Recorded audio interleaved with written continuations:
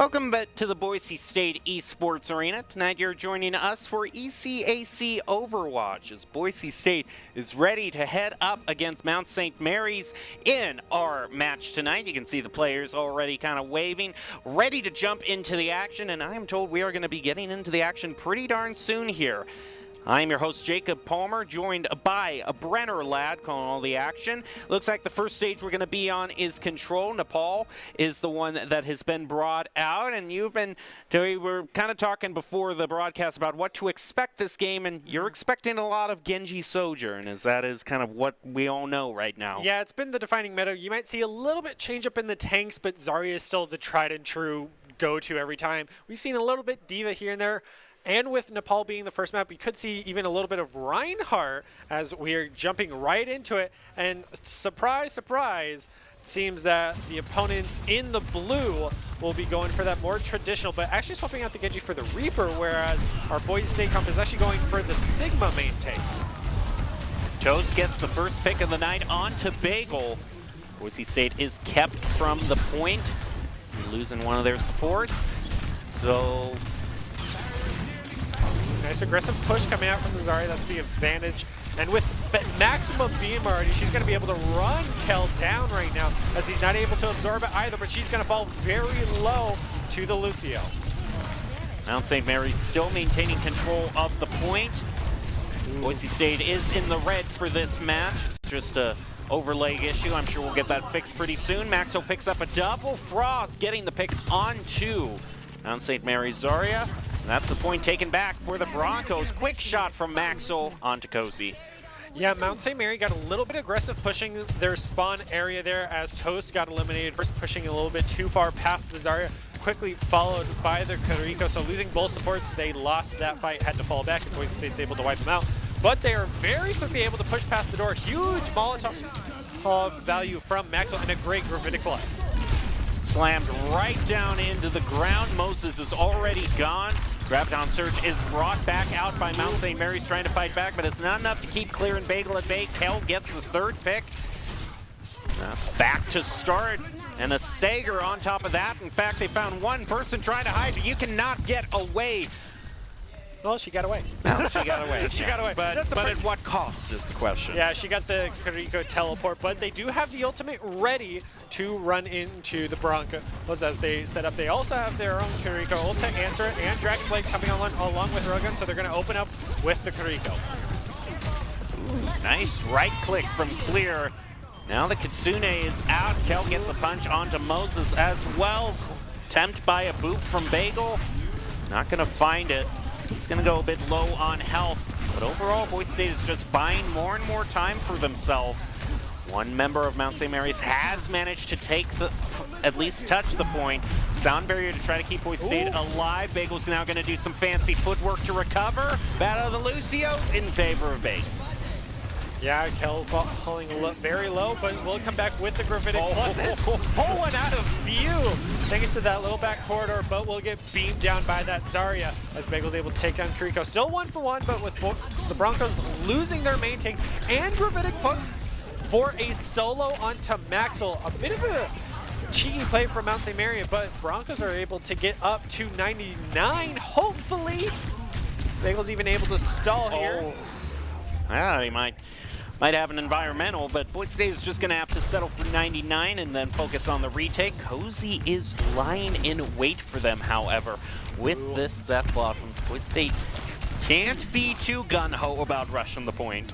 Yeah, Frost even swapping over to the Reaper of his own. Maxwell getting picked off pretty early on. Clear falling down to 1 HP is going to have to fall back as well.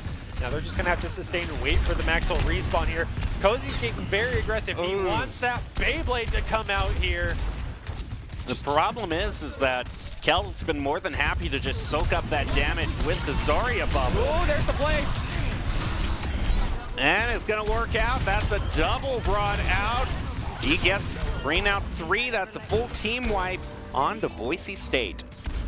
Yeah, it did cost 2 of the ults from Mount Mary. Well, actually 3. The Beyblade, the Gravitic Flux, and the Kariko ult. So now the Broncos are going to be able to answer that with only the Kuriko that they have. They're trying to build up Sound Barrier and Gravitic Flux, but they have neither of the DPS ults, so it's just going to be try to build up that percentage. But now with Mount St. Mary passing 80%, Broncos have about enough time for one more team fight. They need to push out.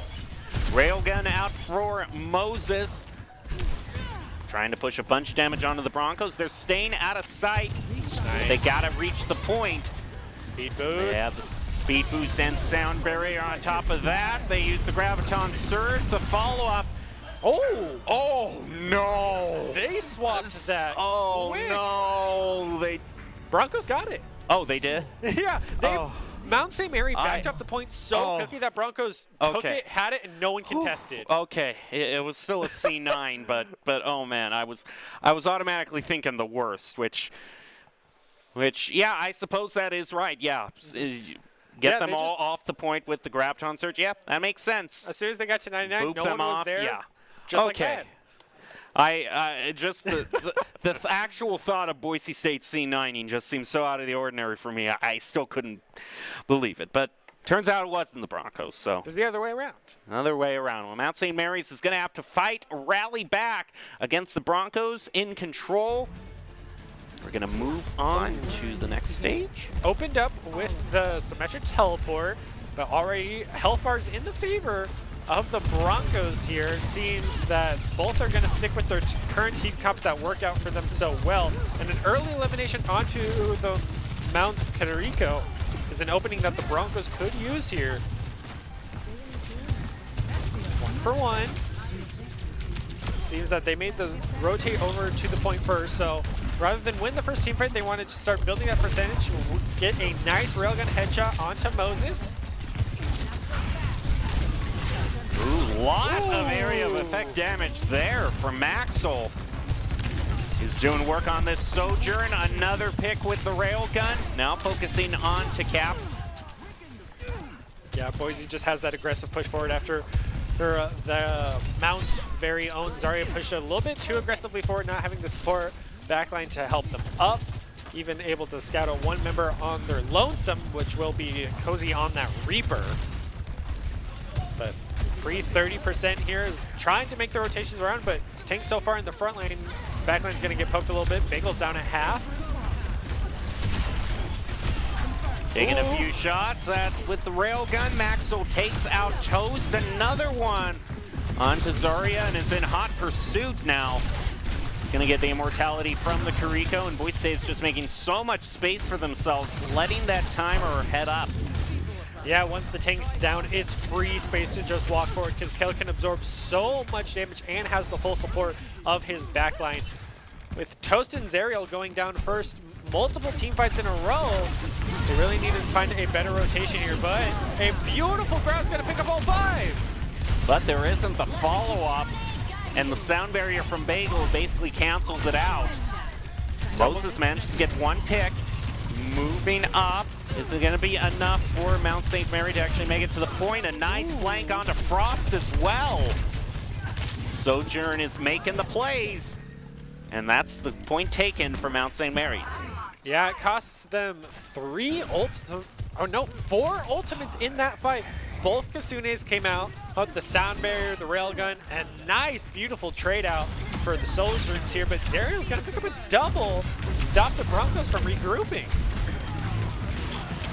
It's more time bought for Mount St. Mary's. Frost managing to get one pick onto Cozy. Kel taking a whole lot of damage, and that just allows Zarya to become even more of a threat. Charged up to 100. Nice pick onto Kuriko from Maxwell. Forces him back a little bit more, but she can come back faster than most supports here. Broncos trying to go for a push through the mid.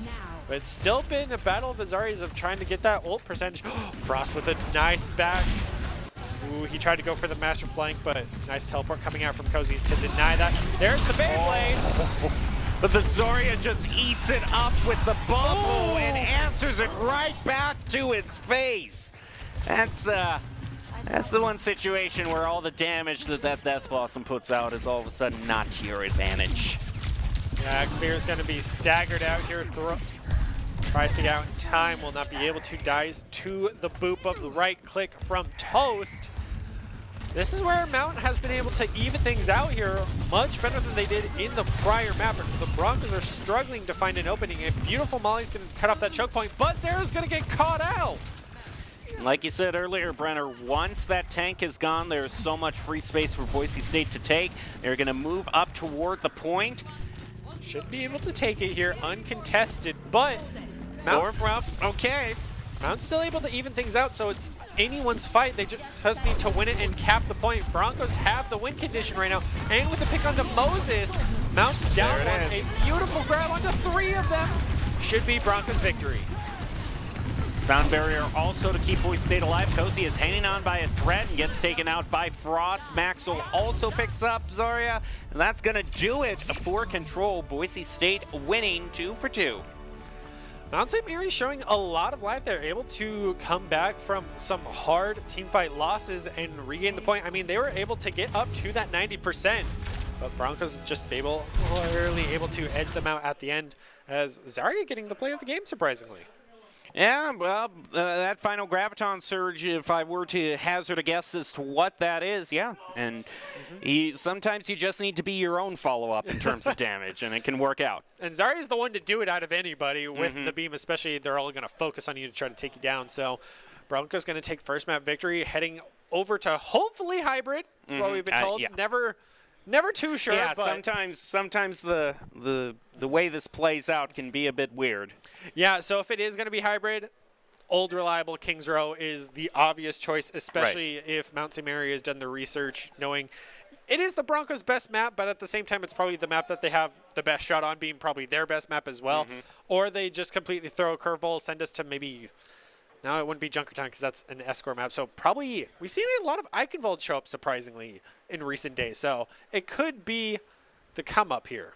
Well, before we get to that match, we want to leave these teams with Doc's keys to the game in Overwatch. Since we got right into the game at the beginning, we couldn't do this, but now we can. Doc's keys to the game in Overwatch 2, not 1, is to take fights in unexpected places, don't make positioning mistakes, win your 1v1s, and win the fights before taking the objectives. Doc's Keys to the Game are brought to you by Drop-In Gaming, the premier online platform for gamers who seek competition. Play your favorite games to win cash and prizes through free and paid entry matches and tournaments. Whether you're new to the scene or a seasoned veteran, Drop-In Gaming has the right games and competition for you. So we will see what the choice has been. Eichenwald has kind of back. Yeah, we're actually going to Hollywood. It's been a minute. All right. That is a map that is probably never talked about when you're suggesting hybrid maps of anything. I mean, everyone likes to say Kings Row's old reliable. Hollywood's been like kind of in its shadow the entire time, so it's a welcome change. And this is definitely one of the few maps we can see a pharmacy come out. We could see a lot more sniper plays because it really works on both sides. Hopefully we see an Orisa. I personally really want to see an Orisa. We never really get to see the horse much often anymore. Yeah. Yeah, I mean, without the shield, not doing as much work. True, but javelins is always very fun. And it's very fun anti-air if you're able to land that javelin on somebody. So if Echo and Far is going to come out, now's the time. But Hollywood, it's a welcome change. I'm very happy to see it. Yeah, it is a welcome change. It seems we've been talking ad nauseum about how much Kings Row is played because it is played ad nauseum. But these last few weeks have been a bit of a surprise in that regard. Just a nice welcome change. Haven't seen Numbani, though. We've seen it maybe once. Yeah, Numbani used to kind of be the off-choice pick, but it's kind of, Eichenwald's kind of taken that spot now. But Hollywood, very, welcome change. I mean, the only thing we don't see more often is Blizzard World. That's the only one that's even behind Hollywood. I mean, it's not even in the game right now. Yeah, so. well, true. Yeah, undergoing renovation. If we could, I wish. But sadly, I'm happily saying that it's Hollywood. And hopefully if we get to second point, we'll see an Ashe. Most likely it's going to be a Hanzo, but personal favorite is Ashe pick. Never want to see a Widow. Never Widow. So curious to see what defense. We could even see like a defensive Torb come out, especially now that he's back in the game after so long. Could be Bastion as well, as Bastion's been kind of that be-all, end-all defensive, offensive DPS. So we'll just have to wait and see, as Hollywood's not a map we've seen on this broadcast in a long time. So curious what it might be in Overwatch 2. I believe this is also the first time we've seen it in Overwatch 2 on this broadcast. Doesn't look like there's a time of day change, though, so still out. Okay, yeah, that's fine. I don't think, well, I think the first third of this map could have looked, because there's all the neon and stuff in the first third, so that would have looked sharp in the... But third point for the inside of the building, nothing changes until you get to that last little end point. But that's also King's Row. I mean, it's more variety than King's Row would have been. But at least Nighttime like led into it nicely on King's Row. Now it's just like very weird change, so who knows what... Well, we've seen Hollywood in Nighttime during an event for Halloween like 2 years ago, I believe. So we have seen what it looks like. It'll look decent, but it seems that they're sticking with daytime, as already looking at the lineup, it's traditional Overwatch 2 of Sojourn Reaper. Not going to see any variety on either side. Both teams looking to pull out a complete mirror match of each other. Boise State attacking first. Will they be able to take it in their first engagement? Maxwell's moving in. Clear already getting a pick onto Toast. Boise State is now up 5-4. Moving on to the point and contesting. Cozy gets the pick onto Kel. It's traded back with Moses. Bagel is just on the point by himself doing work. Frost is trying to get there. Doesn't have that help. Will get eliminated. So I think that's a Broncos reset after so many staggered deaths. But they were able to get up some good ult value, not nearly as much as St. Mary's, as now Cozy is up to 40%. Their Zarya is up to 70% for that Graviton Surge in the first team fight. Oh, look at the charge too. Not only on the ultimate, but field day right now. Broncos not respecting the front line. Zarya right now is costing them. And a beautiful that's beautifully placed. Yeah, it seems that's been something that the Broncos have had multiple times, is they're kind of so eager to push damage up, they forget, oh yeah, the Zarya's bubbling and taking all of it away from us. Also that Molly tick damage coming out from Moses. Broncos having a real rough time trying to find an opening as Kel falls down to half HP. Well, Mount St. Mary's had the choice of stage, and they were confident with Hollywood, and it's showing. Yeah. They're still keeping the Broncos who are caught in the grab. So much damage from the Zarya, all charged up, is melting the health bars of the Broncos. A trade 1-for-1. They still might be able to survive with Bagel bringing out the sound barrier and Maxo fighting back with the railgun. It does look like they have managed to salvage this fight, but that Zarya is still a threat. She's down to low health. In pursuit into the shield, and finally takes it out. Yeah, the double Katsune Miku coming out here was able to make the difference for the Broncos. Also, Frost getting the elimination so early on was huge, that the Broncos should be able to get the point here, especially as they're eliminating the staggered DPS and Toast, as well as huge denial. So it took them a long while. Mount St. Mary was able to burn off all the way down to 1:30 remaining. So Broncos back up to 4 minutes. It's time for Bagel to sit on that cart. Taking a nice breather while the rest of Boise State push up. We hear a lot of gunfight being brought out right now, but I just want to see the Lucio chilling right now. It's a nice short reprieve from the non-stop action we've seen. That is the first control point. But a beautiful grab coming out from the Broncos in a late death blossom. Will only be able to pick up one as Kel was able to eliminate Can they get the the rest. stagger that Lucio is running? I think he gets away there, but now even Kel falling back to the cart to try to take advantage of a near team wipe there. Bagel being the workhorse of his team right now, as we all know and love him to be. Getting a bit antsy on that payload, but someone needs to push it. Ooh, beautiful pick coming out from Maxwell. And now they're another grab. Only onto 2 members. Kel's not able to make it out alive, and neither is Frost, so they're able to retake the high ground and the cart. Ooh, Kariko's taking a lot of damage, and Toast is going to be able to finish clear off. Moving up. That Reaper once after, but he's going to have to duck back. Yeah, we're going to get a full reset. Yeah, you can only push a Sojourn for so long because her DPS output is insane. But with 8 health, she'll go down to just about anybody, so Zariel will be able to pick up that elimination, make that a double onto Kel, staggering the Broncos the much as they can. Only 220 remaining here for the Broncos. They have plenty of time to that's here, scary. They're pushing them down. 100% Zarya, man. You have got to respect Mount St. Mary's tank. She has definitely been the scariest member of is Mount St. Mary's comp so far that the Broncos have to take down first, or else it is still a fight, even with being down members, with losing that 6th member. Sorry, it's just been the scariest one, but Broncos are looking up here. They do have the Katsumiku as well as the Railgun versus the Mount, but they get the drop on them. Oh, a lot of damage being placed out in response to that grab, and it's a wipe for Boise State. They managed to find it. They're going to start pushing the payload again.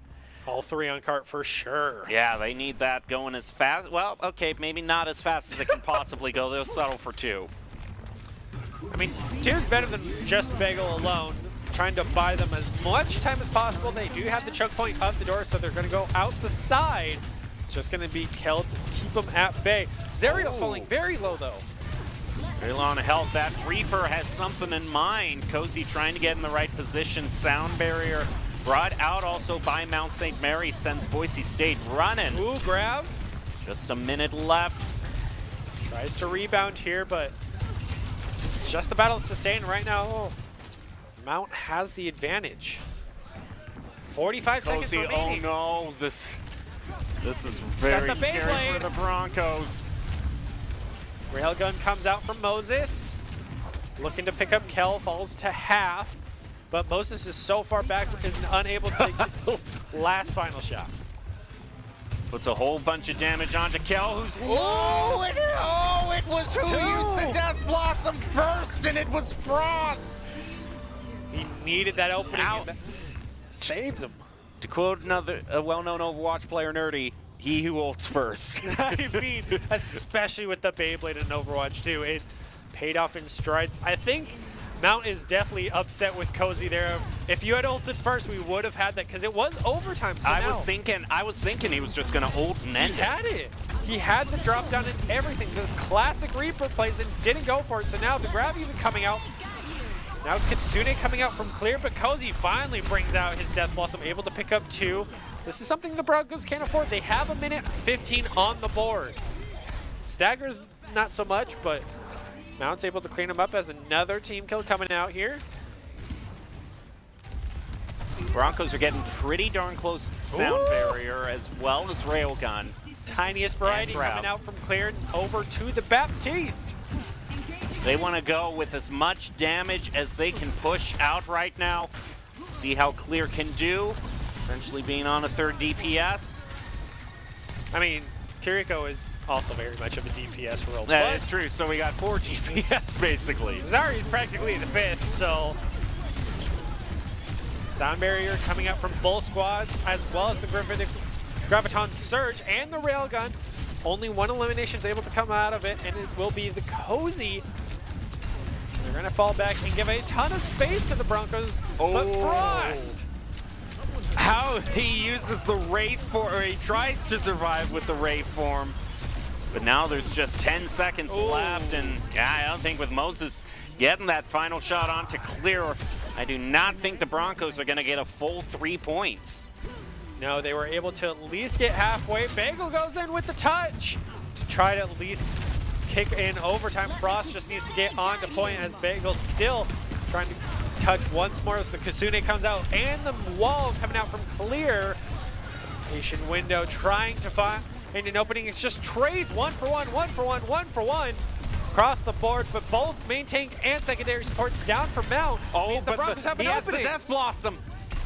That could be huge here on the point, but they're keeping their distance, Mount St. Mary's. But Boise State is managing to get more push. This is crucial. Clear back over to the Kiriko, having no ult already spent it on the window.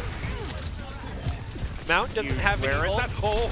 He's waiting for it. He tried to go further to the backline, goes right onto a support, unable to get either. Finally able to pick up Toast right at the tail end, as well as Captain. So that's no supports remaining. This might be the Broncos' final push here, as 3 are down and they get it. Wow.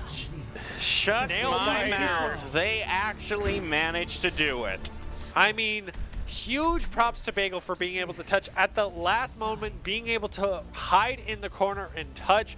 And it looked like Mount even still had it afterwards. They got the first 2 early eliminations on the Broncos, but the Broncos down, but never able to swing it. And not just that, that wasn't the first clutch of the game. For sure. That's the second one. Shout out to Frost back at the checkpoint for using that Death Blossom before Cozy did. If that Death Blossom had gone out and hit, that would have been the end for the Broncos. But now the Broncos can at least know that they've got 3 points. At the very worst, are going to be facing overtime. Which is a possibility after looking at what happened in Control. Mount clearly has the capacities to go the distance with the Broncos. So now coming to Hollywood, where clearly they're most comfortable on this map, and the Broncos were definitely unexpected in Hollywood here. So now headed over to defense. Just hearing from hero lines alone, it seems it's going to be a continued mirror match here. So comes to defense for the Broncos, it's going to be all eyes to take down Zariel, because Zariel's been that huge playmaker for Mount Mary. All right, we're moving forward. Well, I wish we could be moving forward a bit faster, but slowly but surely we'll get there. There we are. Nice clear cut over. Still that mirror match as we thought from the voice lines alone, but St. Mary playing a little bit more aggressive, I want to say, trying to find an opening. As all right, Toast, we see you. Ooh, let's talk about seeing someone. Cozy was trying to get a flank there on the upper level, has to Wraith form away. Maxwell putting a lot of damage out through this doorway. Bagel and Frost pick up 1 apiece. Now Frost gets a double, and they are chasing that Kariko back to spawn. Boise State making a whole lot of space for themselves. And this is exactly what they need, because Boise State also struggled when they were attacking. Broncos possibly have a 5th man on the inside of Toast, just flying in and getting eliminated. Maybe unintentional, didn't judge just the momentum in time, but definitely cost them that first team fight here, as now it's just going to be building up for the ults, but Broncos had the advantage, and once again, first pick onto Zariel and Toast. That's another team wipe for the Broncos. I managed to burn off a little bit over 1 minute from Mount St. Mary's time bank. It's going to be run it back for the Mount. Boise State Broncos just have the sound barrier coming online now for this next fight. Yeah, sound barrier isn't even going to be needed, as Clear is going to be able to get a beautiful headshot onto Zariel, who's doing their job up in the front line, and rightfully so, getting eliminated first, but they do not have the support to heal them up in the backline, because they're having to worry about the DPS coming out from the Broncos, because the Broncos are able to win those 1v1s better than the Mount have been able to so far. So it's going to come down to the team play aspect here. But even then, that's going to be a struggle, because the Broncos have 3 ultimates to the Mount's 2. They're able to get the grab off, but it's back-to-back grabs. Wow, that grab pays off in dividends. Another team wipe for the Broncos. Not only that, they didn't have to use everything they had. Maxwell still has that railgun available. But Mount St. Mary's, I think we might see a railgun fight here. It's going to be all about those headshots here. Maxwell's going to pull it out first onto Moses as well. Drops him down to the last little quarter. Tries to find at least one more. Ooh, gets the shot. Still into Moses once again. He at least has the target prioritization there, but it will cost the Broncos Frost there, having to play so aggressive up in the front line. Now that Mount St. Mary's realize they have a 1-person advantage, they push back toward the point. Ooh. Bagel trying to help his teammate back to the point as soon as possible. Clear's going to bail out Kel with the immortality. Mount St. Mary's moves on to the point. Boise State is waiting. Frost is so close on this Death Blossom. He's up to 95. Can he charge it up? He can. He's now got it. There it is. He used it on the point. Sound barrier used in response from Mount St. Mary's. They're going to survive through that. Frost is having trouble taking out this Zarya, but Maxwell and Bagel, some key picks. Maxwell gets another one onto the Zarya. Now there's just the Lucio left. Oh, the possible swing, 1v1. It has to be the Reapers. He wins it. Okay. It came down to a Reaper showdown. I mean, both back-to-back beautiful Death Blossoms. Frost is just going to have to hide here. They just need this last pip here. And against the Sojourn, close range Reaper takes it, but she's able to escape very quickly thanks to that slide. The double grab right next to each other. Boise State still managed to capture one of Mount St. Mary's, and that is enough for them because it starts what is the start of another team wipe. Boise State claims Hollywood. I mean, you have to be thanking Frost for that. Able to win the 1v1, have the beautiful Death Blossom, and survive the enemies, and then survive the double grab. Seems Kel will get it. Seems it's all about the Zarya. It's all It's about gotten Zarya. 2 plays of the game here. Again, just being your own follow-up on the grab, I suppose, but I would say Frost definitely the most consequential moments. Frost, Well deserved. Yeah, and that's great because it's been a little while since I've seen Frost play, so it's great to see him be back and be so consequential. So as we are ready to head into push, our options narrow considerably, Little bit. a little bit. But what are you still predicting? Toronto. Toronto. And why are you predicting Toronto? What specifically about that It's been stage? the most played push map we've seen. So when it goes into push, it gives the most leeway, and especially with the spawns, I think it's what the players are most accustomed to for both sides because we haven't seen any real variety for push. We've seen, I forget the other name of the map, the Brazil one once on this broadcast, and it was a pretty hard stomp for the Broncos. So if it is Mount St. Mary picking, and they already picked Hollywood and did decent on it, especially on the defense, I think they just stick to what they know, which is most likely to be Toronto. It's watch point. All right, it's not even push. Okay. Forget everything I said. We're going to Gibraltar. Okay, whatever.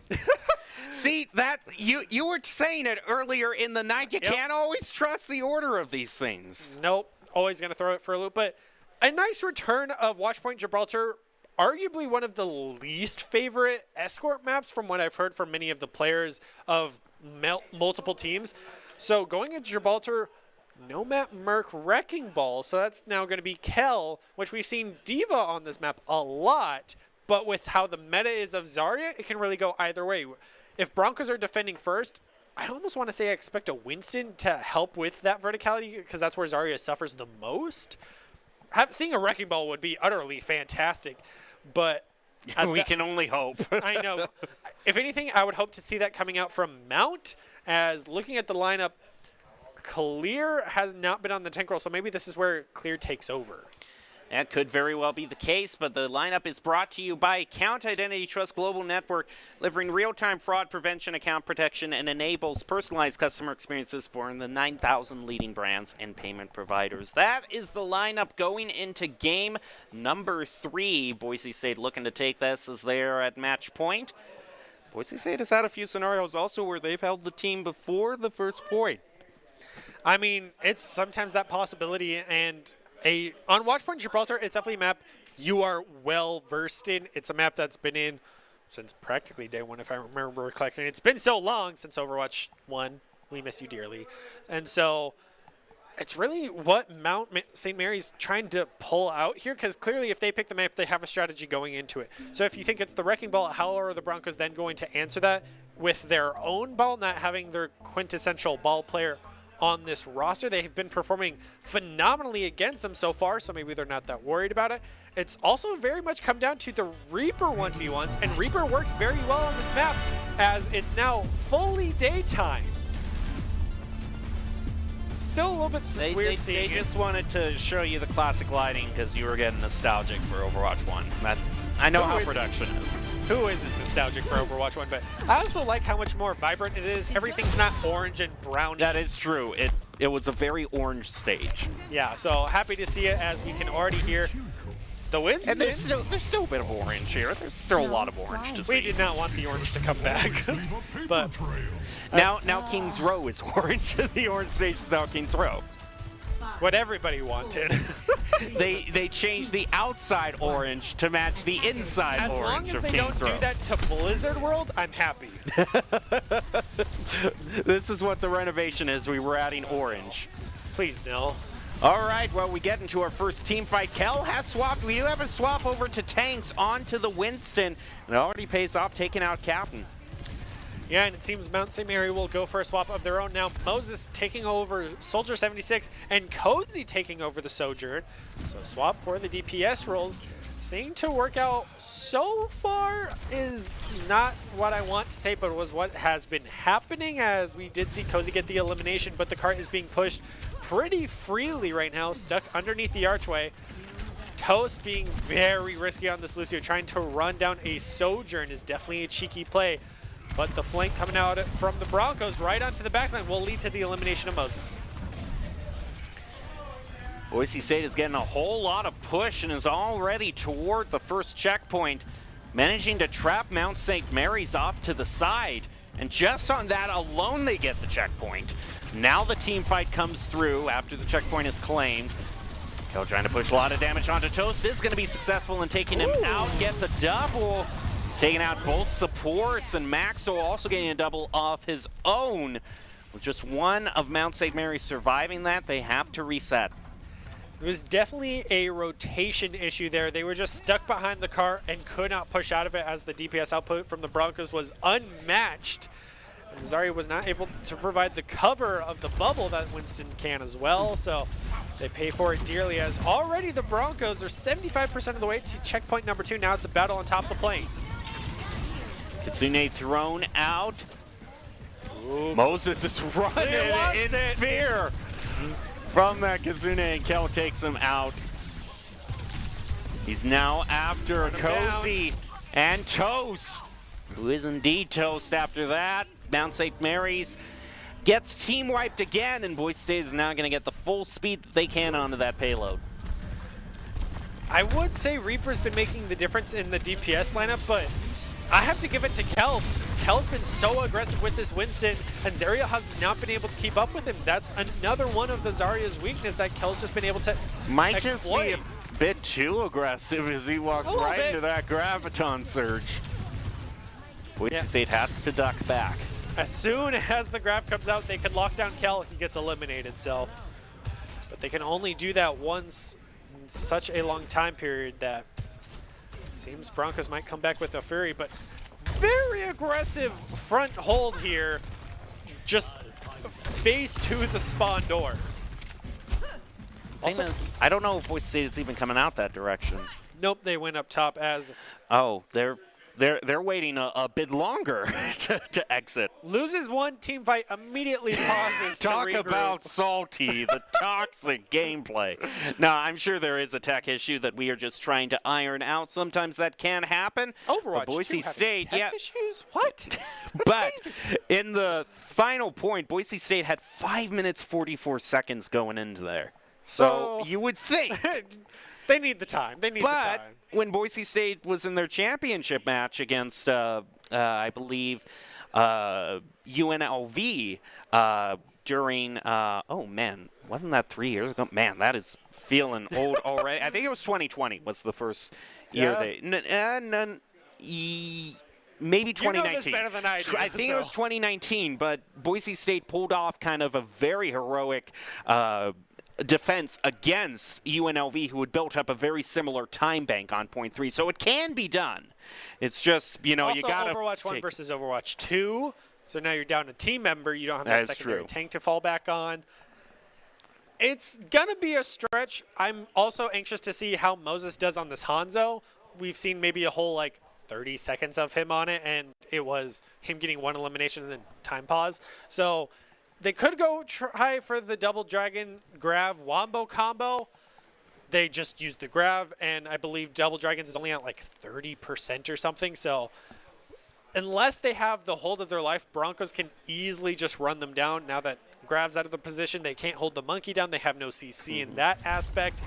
It's going to be all eyes on Mount St. Mary to try to get eliminations on those speedy targets. Right now, the Broncos are going to start this cart push. Right now, Kel's going to be a lot less pushy. Is just going to take the cover that payload gives and move it around the corner as Boise is going to make their way little by little up the final home stretch.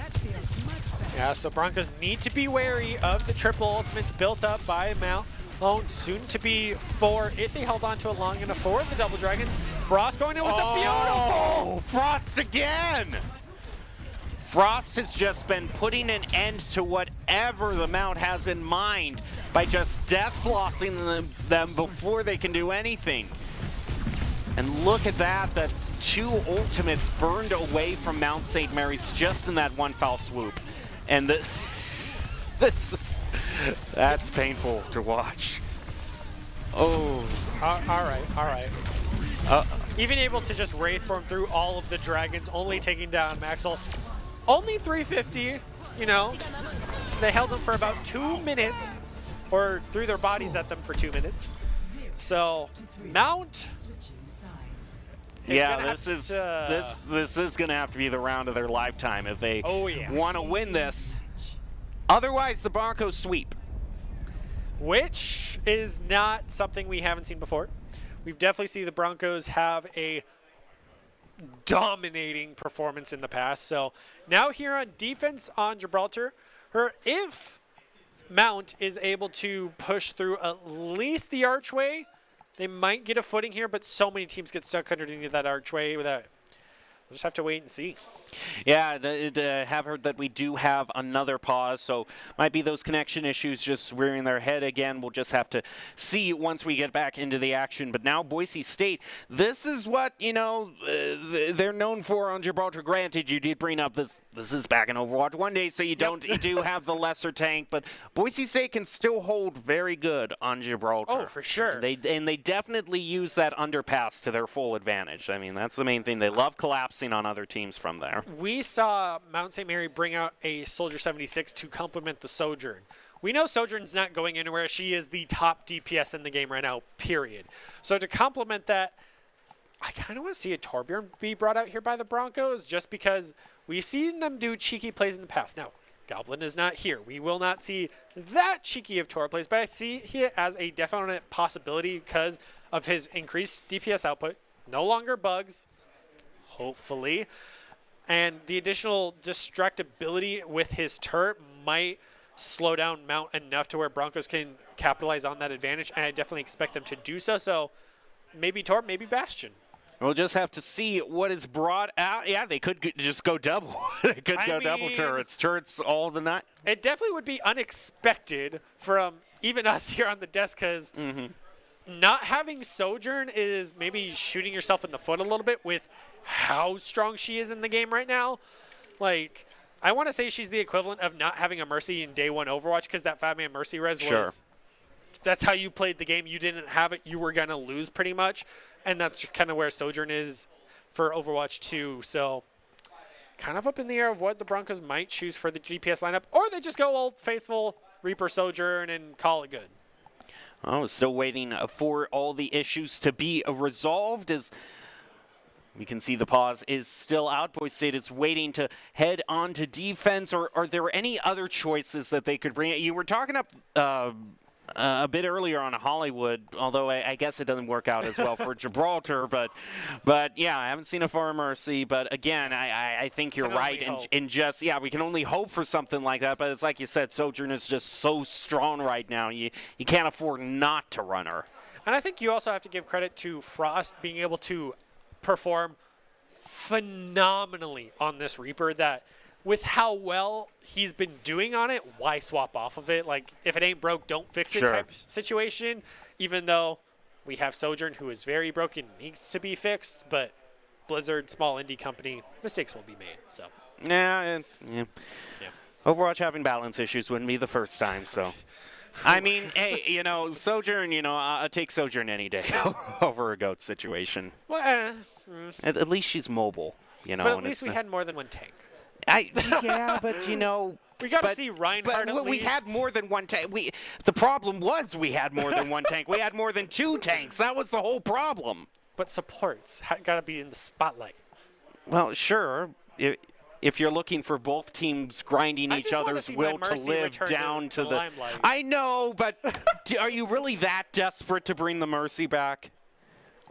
Are you really? Yes. Okay, I've answered. Yes. Oh, man. You're really bringing back GOATs to see the Mercy brought back. That is dedication. But also, it would bring back the 6th member, which is what we miss the most. Yeah, I still don't know. I don't know. It's definitely something that we haven't had long enough time to miss it, I would say. Right now, it's just kind of like, ooh. It's ooh, but it's not like we could even have the choice of going back to it. It's just taken away from us. I'm just going to say, I've never heard an audience boo a comp so much as it did in the GOATS era. So, I mean, on this desk, we've also had some hard boos for just traditional meta between you and I of just, come on, Broncos. But, you know. It's all fun and games. Yeah. Sojourn does give you the ability to pop off on the headshots. It's like the pop-off that we used to see on the Widow or Hanzo, but with the mobility of a Tracer now. And also the hit scan of a Soldier 76. I know. It's like taking the best parts of so many different heroes and just combining them into one very fast package.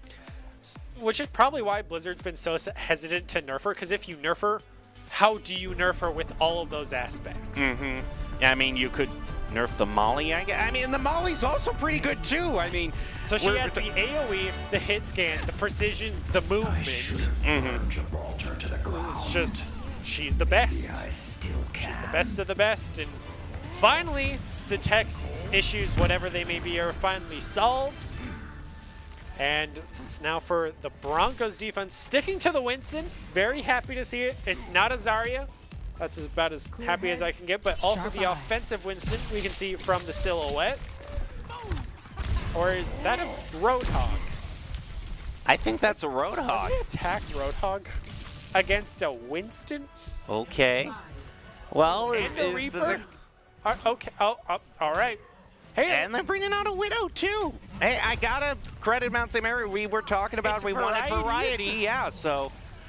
But is it the good variety? Like, we'll have to see. Mons is going to have to make this Widow work out by getting a pick pretty soon here, but Boise State is maintaining some good sidelines, so it's going to have to force more repositioning.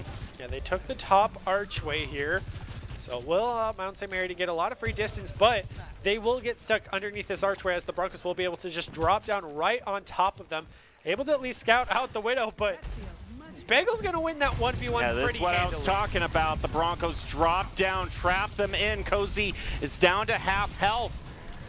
Oh, almost made the leap over. Oh, and this is a rough position right now. Ooh, swapped up the Widow over to the McCree. Yeah, but... Another DPS that we never see anymore. Wow. Well, that Roadhog certainly worked out for against Frost. They know they're supposed to be on the cart, yes? Yeah. They got something on cart. And they're pushing it pretty fast. Almost have it. Boise State's also got one person way up there in the control room. Oh! Still haven't gotten it yet. Oh, gets bailed out by the Kariko. Kel struggling to stay alive.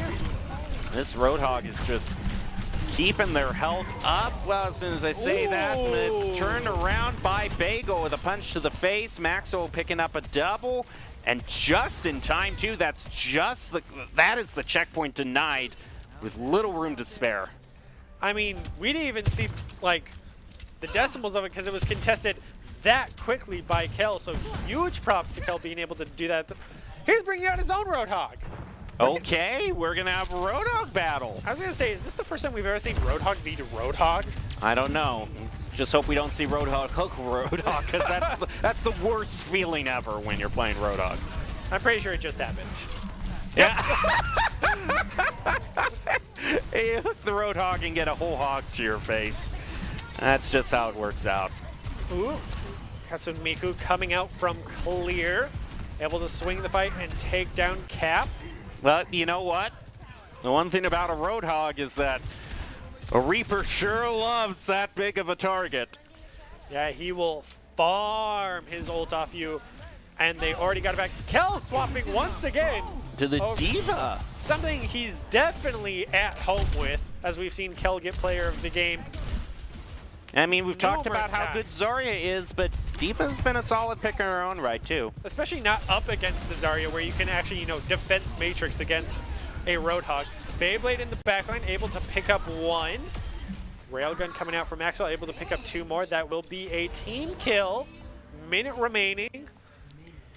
And what looked like a sure checkpoint taken by Mount St. Mary's, now they just have 1 minute left. Boise State is going to be going up against a whole bank of ultimates, however. They don't have Frost with that Death Blossom to bail them out this time, so. I wish we had seen Zariel swap off this tank as we are nearing last team fight capabilities here for Mount St. Mary. Sound Barrier comes out running them down. Zariel falling very low. He got the hook off. But Moses left all alone. Oh no, this Cassidy. He is trying to run away, but he isn't going to be able to. Now Cozy going to be heal back up, so Cozy manages to get away, has the railgun available. This is enough time, though, that Boise State has charged up their self-destruct, and they're going to have the Kitsune. Ooh. Will Deadeye get value is also a major question on my mind. They have full hog, they went underneath for the archer. There it goes. They have to move out to the side, but they can't escape in that close of quarters. Even with Kel falling, that is still a huge advantage toward Boise State, and this Reaper is now going to farm, actually just be content pushing that Roadhog off the point, and that's going to do it. Boise State wins with a complete hold, dropping down on the other team from the high ground, just as I called it out. I knew they loved this strategy here on Gibraltar, and Kel gets another play of the game. Non-stop tank plays of the games all night long. And I'd like to say obviously very well deserved, but I think at least on Hollywood, it probably should have been Frost with those beautiful Death Blossoms. Well, Boise State is always looking for new players to join our ranks in our varsity matches, and as well as broadcast and casting. Top talent along with good grades and eligibility can increase your chances as well, so go to boisestate.edu/esports. More information on how you can join the Broncos. Well, you were saying just now, you know, what should have been play of the game, but but this is the chance now that we can make our predictions for player of the game. We'd have to be unanimous. Frost was most consequential. That Reaper was phenomenal to watch, to say the least.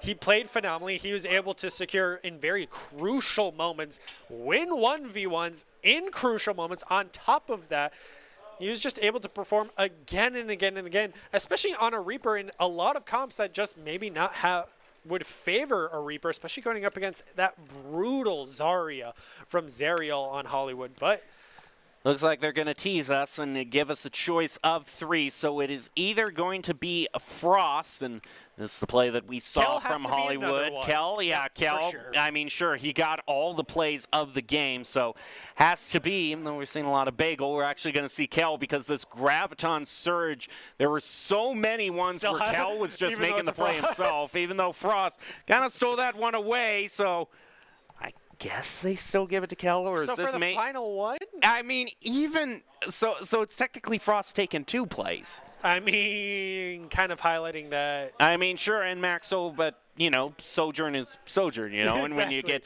players this good, Maxwell, who can make the Sojourn work, of course you're going to get plays like this. So I would also personally just like to highlight Clear on the Kiriko doing very well, having very good Kasunmikos to lead his team into the fight, and surprisingly get probably 1 too many kills for a support class, but still it's up in the air between the 3.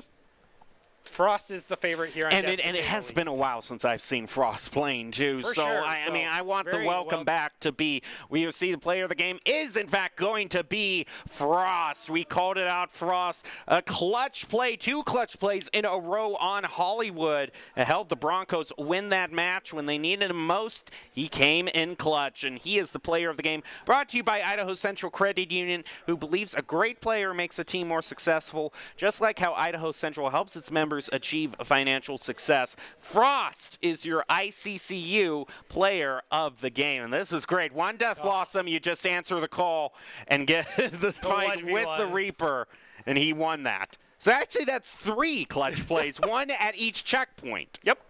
I mean, and then we see him do it again here of just cleaning everybody up in the back line. It didn't matter if Mount St. Mary's had 4 or 5 ultimates. Frost just negated everything so many times with that Death Blossom. It was great to watch. Well, do you have any final thoughts before we close out this match? As much as we harp on the Sojourn top tier meta, I'm happy to see Reaper be by the side of her. Normally we've seen a ton of Genji, but I'm happy to see Reaper return to the limelight and even get play of the game on none other than Frost, who we've also not seen in a long time. So back-to-back, it's a good night. Yeah, good night, I would say. If there's an argument to be made on running Reaper, Frost made that argument tonight. We'll leave you with the top 5 plays of the game brought to you by the Idaho Army National Guard, who invites you to take your impressive critical thinking skills into real time. More than 10 jobs offering a $20,000 bonus and your degree of choice paid for. Idaho Army National Guard is one of the best teams to join out there. Reach out to them on Twitch at iGuard Gaming. We'll leave you with the top 5 plays of the game.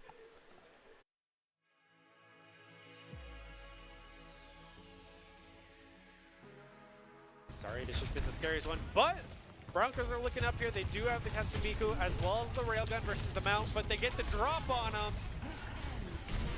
Oh, a lot of damage being placed out in response to that grab, and it's a wipe for Boise State. They managed to find it. They're going to start pushing the payload again. First team fight, they wanted to start building that percentage, get a nice railgun headshot onto Moses.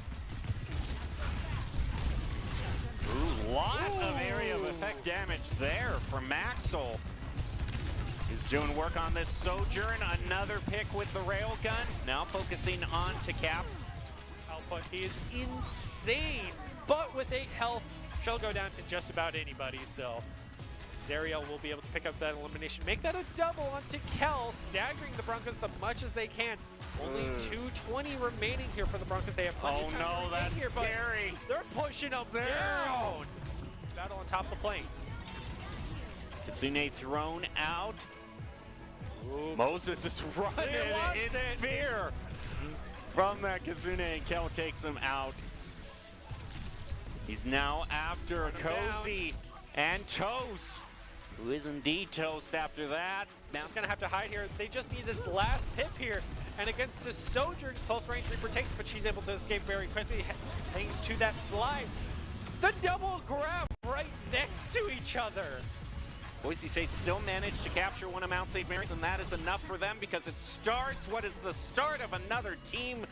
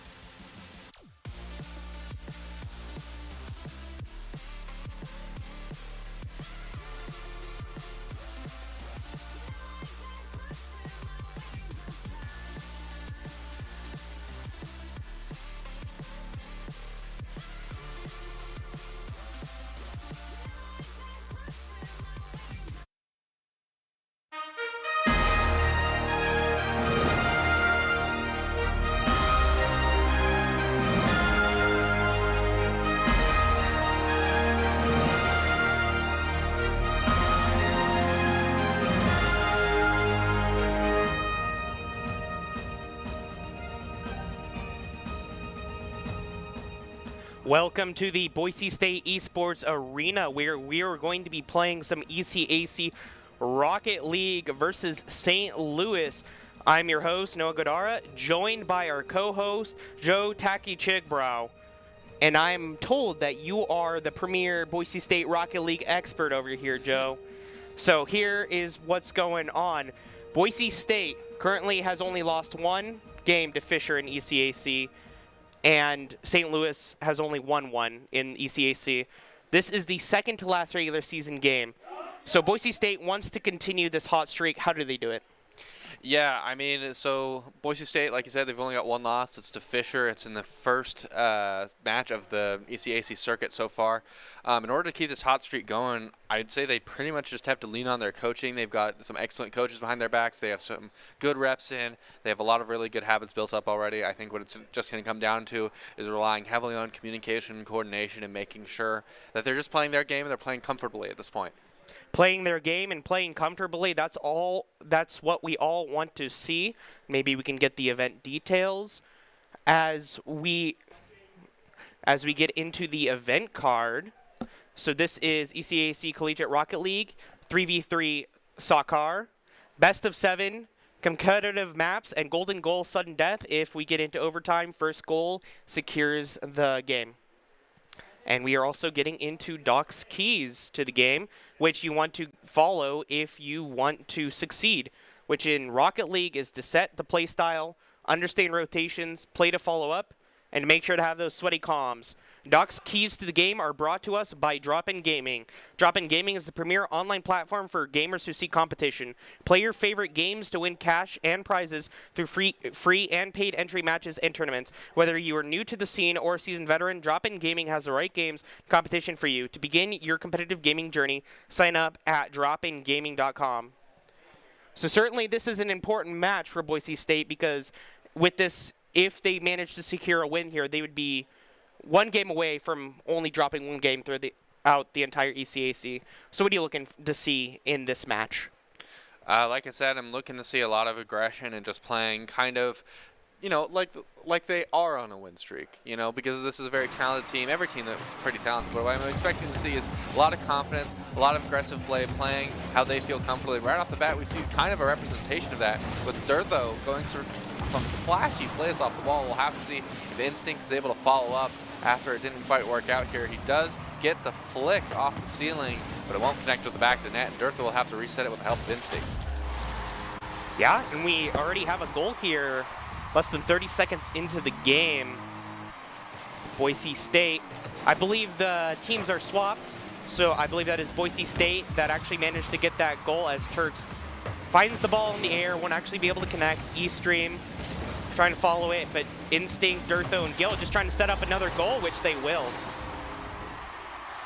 Yeah, Boise State coming out on top early.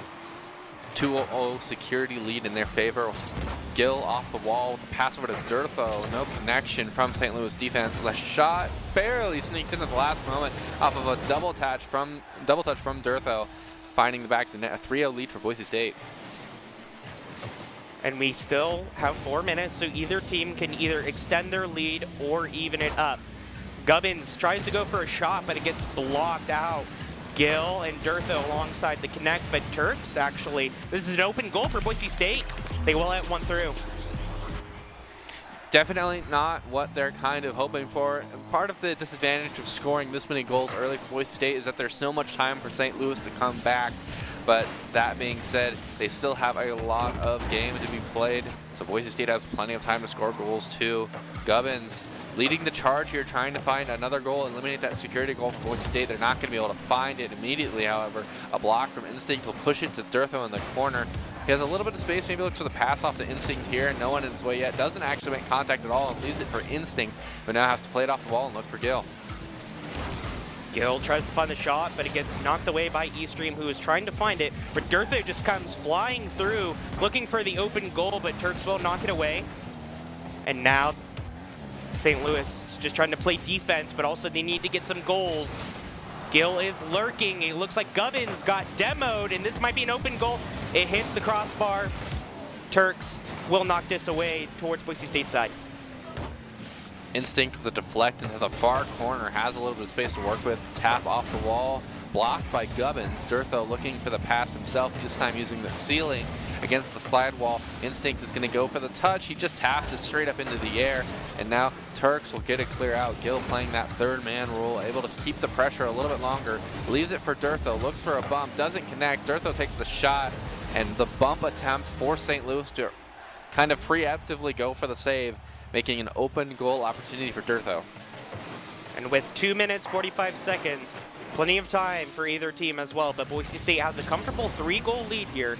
Turks tries to make a shot, but Gil will knock it away. It's not an open goal quite yet. Turks will try to make a second shot. It looks like it's a little too high, and Instinct knocks it away anyway. Knocks it over to St. Louis's side, but it looks like St. Louis is on the offense, trying to make some sort of play happen, but Boise State is there on the defense. Gil in the corner. Eastream also playing around in the corner, but this ball is just too high. Nothing will happen. Gil playing for the reaction, doesn't quite make contact. This is another open goal.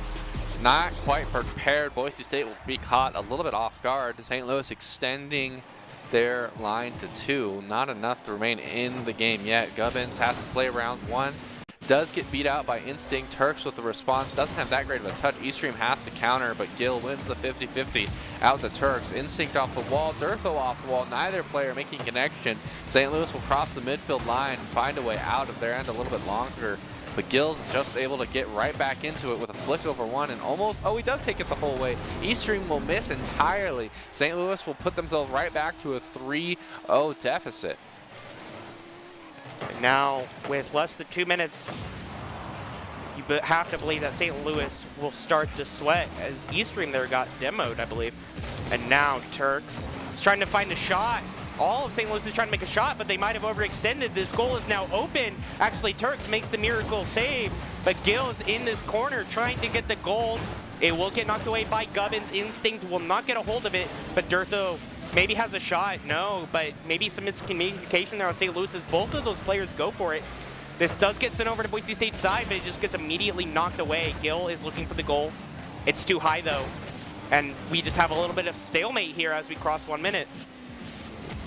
Instinct going for the ceiling shot, doesn't quite find the angle. Turks with the pass away.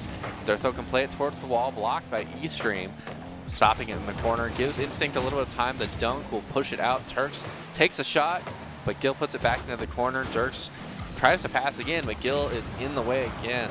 Looks for the flip reset this time, gets under one, gets past the second, but will not beat Gubbins. Instinct playing it slow in the midfield, trying to create space for his team. Has to put it down. Durtho will take it away and put it into the corner and hopefully remain in control of the play unless Turks is able to get past both defenders. And with 30 seconds, Boise State has to feel pretty comfortable about the lead they have accrued. Gubbins is just bouncing it around, and so is Eastream, but this ball is just in the corner.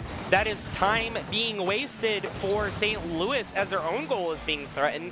With 10 seconds left, you have to believe Boise State will secure this first game. Instinct is just playing dribble, just playing around with the ball, wasting as much time as possible. And as we cross into 0 seconds, that is the first game going over to Boise State in the best of 7.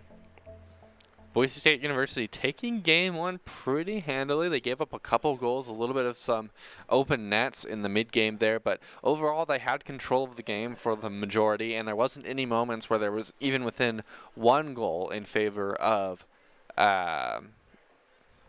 St. Louis. That's not to say that they can't come back, though. We've seen, especially in our representation earlier in Esports Tower, a lot can change in a series pretty fast. We'll have to see what kind of adjustments St. Louis brings into game two.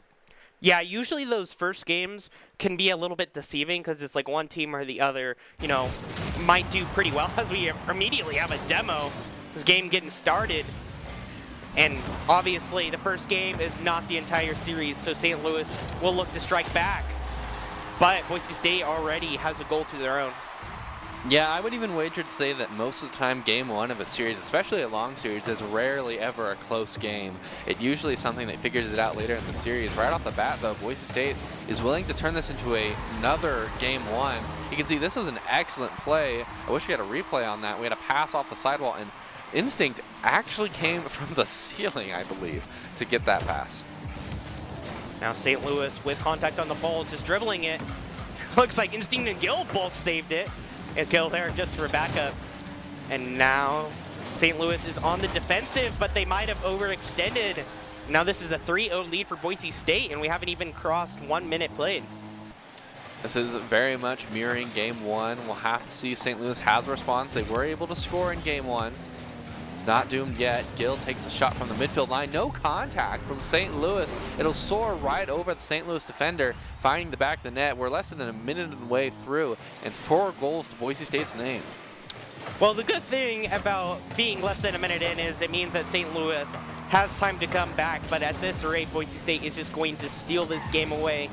Or I guess they've earned it rightfully, as this might be an open goal for Boise State. No, Instinct actually has defended it, and now Eastream and Durtho are contesting this ball in the air, but it's Durtho who makes good contact, and Instinct is there to follow. This ball goes up into the corner, and it looks like this might be a boost play. Nope, fortunately not enough boost there. The reverse shot from Gill, not quite finding the back of the net. He looks for the pass out mid, but no response from his team. Eastream looks for the demo, doesn't get it on Instinct, and I think it's going to cost him another goal. Nope. Instinct barely doesn't have the angle. Response from Durtho from the ceiling won't be pointed towards the goal either, so now Durtho has to look for the pass mid. Over to Gill. Turks trying to get the save out, but won't be able to get past Gill. It'll just sit in front of the net a little longer. Instinct has to bide some time. Doesn't have a clear shot yet, but Eastream will find a way out. And now Durtho missing contact on the ball. This is threatened by St. Louis onto Boise State's goal, but it will not happen. This ball will get knocked away. Eastream is there for the recovery. Now Gubbins might make a play, but no, Gill makes a nice save, and all 3 of Boise State's players are here, all coordinating, converging on this ball, looking to make a play. Will it happen? No. Gubbins again makes the save. And now Eastream and Gubbins are playing in this corner. Instinct is eyeing this ball, looking for an opportunity, as Gill is just going to be here for the save. Eastream might be able to contest alongside Turks, but this ball, the angle's just not there for St. Louis. Gill, response off the sidewall, maybe a pass over to Durtho. Durtho does get, wow, so we've gone both ends very quickly there on power touches. Now a pass over to Durtho on the other side. Eastream's able to counter, however, gets the flick up, blocked by Instinct, pushed towards the wall, maybe looks for a pass, gets one out to Durtho, taps it down, finds the back of the net in the upper deck, and that will push Boise State to a 5-0 lead with less than half a game left. As we approach 2 minutes, St. Louis is going to start to sweat again. Yes, it'll only be a game two win out of this best-of-7 series, but it's still 2 losses that you have accomplished, or you have gotten, which is not good. So St. Louis needs to get some goals if they want to stay alive and even up the series, as we have Boise State just kind of buying some time here. Durtho pushing downfield, able to get past 1 with the help of Instinct. They get past 2. Now maybe drop the ball down. He does get it. An amazing flip reset double tap off the backboard. Gets the flip reset off the read and then taps it down in again. Boise State a 6-0 lead with 1:30 left on the clock. It's definitely doable for St. Louis, but something has to change, and I just don't think it's going to happen. Boise State is just going to play the time game, or they might just look for some goals of their own. But you have to believe this is an incredibly tall task for St. Louis as they try to make contact on that goal, but it's just not the angle. Gubbins doesn't actually get contact with the ball. No, this is in Boise State's side. They're knocking it away. This is just buying more time. Turks is there on the defense, so there will not be another Boise State goal, but now St. Louis is desperately trying to get a goal of some sort, and it's just not happening. Instinct over the heads of one. Durtho playing it off into the corner, maybe looks for a pass from the ceiling here. Gets it past Eastream, it's wide open, but Turks is there at the last moment. Instinct with the follow-up, looking for the double tap, taps it down, can't quite get it to Gill. Has to play it off into the corner now. A response from Durtho to get past one. Eastream will cut him off instead, pushing it towards the ball. Instinct bumped by Durtho, slows down the play in the midfield. Gubbins just trying to get past one. He's not going to be able to do it. Turks with the shot, and it will not be good. Gill will get the full clear, maybe out to Durtho here. Now with 15 seconds left and Boise State scoring another goal. Unless some sort of divine miracle happens, this game too will go for Boise State. St. Louis will look to strike back in game 3 as they play out the final 10 seconds of this game. And with that, if you're St. Louis, you have to be thinking about, okay, next game, game 3. I still technically have 2 lives left, but what adjustments do I need to make to prevent that kind of game from happening again? Yeah, that is something that St. Louis will have to think about. But speaking of St. Louis, you know what is something cool that I found out while I was doing some research on this school? Guess what their mascot is? Oh. It's called the Billiken. I don't even know if that's a real animal, but Really? it's St. Louis Billiken. Yeah, Billiken. and apparently that they're like the only school that has that as the Billiken. The Billiken. Yeah. That's interesting. Billiken versus the Broncos. Battle of the Bees over here. Battle of the Bees, yeah. No, I'm curious if anyone in the Twitch chat knows what a Billiken is, because this is the first time I've ever even heard that word, actually. Yeah, me too. It was today as I was doing my research. So we get into this first game. So far, no goals have been scored, so that's good for, I suppose, both sides. Instinct already leading the pack here. Durtho with the block, pushes it upfield, gets past one, has one more to get past, maybe looks for a pass over to Gill, does get it, but no shot. Instinct having to play third man here. Gubbins staring him down, probably won't be able to get past. Instinct is up and in the way. A shot from Eastream won't quite find the back of the net either. Now Boise State moving downfield. Durtho flicks past one, has to get past the second, does get past the second, but Gubbins is probably going to be in the way. He gets the touch. Gill with the shot. It'll go high. The play will defuse. And Eastream looking to make a goal here, but it's just batting heads with Instinct. Not able to find it. Now has to go back to their side of the goal. Instinct setting this goal up for Gill. It's a little too high. And now Durtho is actually here on the defense. St. Louis is looking to make a goal opportunity happen, but it just will not be accomplished. Turks coming along the corner, butting heads again. And Durtho is just going to send this away. Actually, no contact made by St. Louis. And now they have to scramble to defend this ball. Gill off the wall, passing to Durtho, coming from the ceiling. The shot is in. He will take the angle from the negative side in far corner off of the ceiling. An excellent shot to start this game off. And now Eastream will make good contact with the ball. Will get sent over to Turks. Actually, no, gets knocked away, swiped away. Eastream will get demoed by Durtho. Gubbins has to try and make the shot happen, and it will not happen as Durtho gets counter demoed. And now Gill is trying to send this over to St. Louis's side. The angle isn't there. Turks will knock it away. So far, so good for St. Louis. Instinct playing it off the wall, playing back to himself. Maybe gets around one here, has to bait one defender out. He does. Gill will finish off the other defender, but the shot from Durtho off the pass is not quite there. It's a little high. Have to reset the play now. Gill pushes downfield, looks for the play out to Durtho off the sidewall. He does get it, and the ball will soar into the net as Gill bullies the last defender out of the way for St. Louis. Durtho just always able to find these shots that are just kind of once in a lifetime, as we have Turks getting demoed there. It was a very nice shot by Durtho, and now Instinct will try to make a very nice shot happen for Durtho. Once again, Gill knocks the ball up into the air, isn't able to find the goal. This ball will be in the corner once again, as we've seen a lot. Eastream might have an open goal opportunity here, but no, the angle is not there. And now Instinct has control of this ball, will battle with Turks, and now Turks has a chance to send it, but Gil will defend this. Or maybe it will be Instinct as we have this ball go into the other corner. Instinct trying to take the shot, can't find it. Durtho has to play it off the wall now. Has to look for the pass over to Gil. Soars in the air, gets past one. Gil has to take the shot, can't do it, put it into the corner. Instinct will respond instead, puts it back into the corner, maybe looks for a pass here. Demo on to Gubbins will create a little bit of space for Boise State, but they're not able to do anything with it yet. Eastream pushes downfield and puts it in the corner. A response by Gil, maybe looking for the pass over to Durtho now, but cut off by Turks in the last moment. And now Instinct is just eyeing this ball that Eastream is playing for, and actually it looks like the defense there was not successful, so now this is only a 1-goal lead for Boise State. This is the closest a match has been so far. St. Louis have their opportunity here to get their first game. The adjustment they made after game 2 is definitely paying off. We'll have to see if they can finish the job. Instinct looking for the clear. Gil is up to get the follow-up. So is Durtho. Instinct plays it off the ground, however, taps it into Gil, and will play it off the sidewall for a little longer. Gil managing to send this ball over to St. Louis's side. So if they're trying to make a goal of their own, it's not going to happen for a while. However, Eastream is here.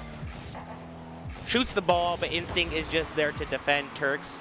Maybe tries to make a play, but no, Gil is there. Eastream battling with Gil. However, Instinct is there to send it away as well. This ball is just up in the air, getting sent over to St. Louis's side. Durtho is trying to make the shot. Gil isn't able to find the follow-up, and now this might be an open goal. Actually, the angle is just barely off, and Durtho sends it away. 30 seconds left. St. Louis is struggling to find a goal. They are scrambling. They want this goal so badly. Gil looking for a pass, gets it over to Instinct. The 50-50 will roll in front of the net. Durtho has an opportunity, but ends up leaving for Instinct. No contact made quite yet as Eastream's able to get out. The pass downfield from Gil to Instinct, playing it off the corner, gets it out mid, but the clear from Gubbins is good. Eastream maybe be able to take it the whole way. The 50-50 on Durtho, though, does not go all the way in, and now they will have to recreate an offensive play. And this ball, as long as it's knocked up in the air, and actually Boise State, to rub salt in the wound, they'll get an extra goal there. So it's actually 2-goal lead there in the end. So that is 3 games now. St. Louis is still struggling to find a goal, so maybe they can bring it back and turn this into a 7-game series. Or do you think the Broncos will close it out in this final game? Or in the final game if they manage to win this one? Right. So coming into game 4 here, I think that they have to be feeling pretty confident. I mean, it would be kind of strange if they were feeling a little scared. That last game was definitely a lot closer, but it still felt like they were in control for a lot of the game, especially at the midfield line. So I'm excited to see if St. Louis has any more silver bullets for Boise State here, or if they're just not going to quite be able to hold on. Boise State seems like they're leading here, though, in the first 6 seconds. Yeah, 6 seconds and already a goal. That is a good pace for Boise State. However, still plenty of time for either of these sides. Gubbins will make contact as we have a double demo. Instinct just dribbling, but Gubbins will not get away. Gubbins is playing disruption pretty well. But so far, this is not helping St. Louis to get a goal, which they desperately need if they want to stay alive in this series. Gil playing it towards the wall, has the follow-up. Looking for a teammate out mid. No one's there quite yet. Durtho hanging off the wall. A pass over from Instinct. Durtho takes the shot. They can't quite find the back of the net. Gubbins now playing it downfield. Waiting for a teammate. Gets the pass over. Gil will actually intercede and push it a little farther than he might have wanted. Now he can go for the solo play or the pass. He has Durtho on the wall waiting for him. No contact from either player, and the ball will roll out to Instinct. Now as we have a little bit of midfield play, see this ball gets sent over to Boise State's side, but it will get sent over to the midfield once again. Now Durtho alongside this corner isn't actually able to find the opportunity, the angle, but Gil is able to. Durtho setting it up for Gil, gets that goal. A 2-0 lead for Boise State. They have their security goal. 3 minutes and 45 seconds left on the clock. Durtho pushing it towards the back wall. Clear out by Instinct. Follow up from Durtho. Doesn't look like the angle's quite there. Gil with the follow-up, and he'll be able to finish the job. St. Louis is clear. It was just a little less than optimal, and Gil will hop right on that opportunity immediately. If there's something that Boise State is good at, as Turks gets demoed, it's capitalizing on players' mistakes. And sometimes Boise State just plays better, and what they're doing, they have 3-0 lead here. Almost 3 minutes left. Turks and Eastream and all of St. Louis is just trying to rampantly defend this goal, but Durtho might just be there to knock it back over to St. Louis's side, and now they're playing defense once again, not able to bring this ball over to Boise State's side. The 3-point pass, Gil tried to hit it back over to Instinct, but they didn't quite get enough air on it. Durtho now playing it in the corner. Eastream with the 50-50, it won't be good. Instinct tries to force it in from that position, but he won't be able to. Now Instinct looking to create a path, bumping players out of the way. Eastream gets bumped on the wall by Gil, and now Durtho has a free shot at the ball here. He can do anything he wants. He goes past one, goes for the ceiling touch, takes the shot off the backboard. The follow-up from Instinct is not quite there. Gil playing third man will have to respond to the shot from Turks. With Durtho just hiding, managing to dribble the ball, and it looks like Instinct was there just in case, but that was an open goal. And now this is going to be 4-0 with 2 minutes, 30 seconds left for St. Louis. Instinct maybe hunting that third man defender on St. Louis's end, but right off the kickoff, St. Louis will actually find their first goal in this game. They have enough time to get 3 more, but the adjustment needs to come quick. Turks will get nice contact with this ball, but it will get sent over to St. Louis's side once again. Eastream and Instinct battling it out. This ball is on the ceiling, and it will actually get sent into St. Louis's goal. Instinct manages to make the goal happen. Gil with the 50-50 over to Instinct. Plays it off the ceiling, gets past one, takes the shot, and the finish with the help of Durtho as safety. Boise State will lead even further now. 5-1 lead, or 6-1 lead at 2 minutes. With 2 minutes left, St. Louis needs to find 5 goals, assuming Boise State does not get any more, but that is not the case because Boise State is looking ferocious. They have taken the gloves off. They have gotten into their stride. Maybe St. Louis can make the defense happen, but it will not be enough. They need both excellent offense and defense. As we have Instinct and Durtho threatening this goal, St. Louis is frantically trying to make sure their goal does not get scored on. But now maybe Turks has an opportunity to shoot for Boise State's goal. But no, Gil just knocks it away. This will be a reset. Durtho hitting it towards the sidewall, gets around one. Turks with the beat, however, will push it towards the back wall, reset the play. 1:15 left on the clock. He's got past one. Gil, maybe with the pass out mid to Instinct, takes the shot downfield. Gil will follow up with a redirect. Doesn't quite make contact. Gubbins makes the last-ditch effort save. Instinct will have to cut in here as Gil has to go back for a boost. Both players working together to find the way to get the ball out. Turks trying to play around one, blocked by Durtho. Instinct pushes Durtho into it, get a little more distance upfield. Now Instinct goes for the shot all the way from the sidewall. Will not go in, and the play will reset. With 45 seconds left, Boise State is feeling very comfortable. They might play a little bit looser here, trying to make some plays, and all 3 are over here, and they're not even trying to defend their goal. And now Eastream is just trying to block the shot, but Durtho and Gil are just playing a little bit acrobatic, and Instinct will knock this over to St. Louis's sides, and Durtho finds the angle, gets another goal. This is 7-1 now. The Brazil opportunity for Boise State now. 23 seconds left on the clock. It's a goal every 3 seconds at this point for St. Louis. They're running out of time. I just don't think it's doable. The mountain that Boise State has created is just too big. A great save by Durtho there, or Gil, I believe, off the ceiling of his own net, dodging the demo. Lots of demos coming out here, but it will not be enough. St. Louis, unfortunately, will not be able to find the goals they need, and Boise State will take the series 4-0. And with their second to last regular season game played and that victory secured, they have one more game to finish the... I don't know what the number of wins would be, but they would only have one loss. And that was only in the first first week, so they would have this amazing hot streak going on. Yeah, they're definitely feeling really confident right now. Whatever team they're playing next week has got quite the challenge ahead of them. I mean, we don't know who they're playing. They could have an equal win streak going on their end as well. But regardless, Boise State looks really solid right now. They're posed to continue this win streak. Now it looks like we're moving into player of the game. Our 3 options are going to be Durtho, hands down. Well, we only have 3 out of 3 options. Well, I suppose we could also go with the St. Louis player. They do that occasionally, too. I suppose that is true. Yeah. But Durtho, Gil, Instinct probably. Who would you say is your player of the game? Instinct's the second one, clearly. Whoa. But I don't know, man.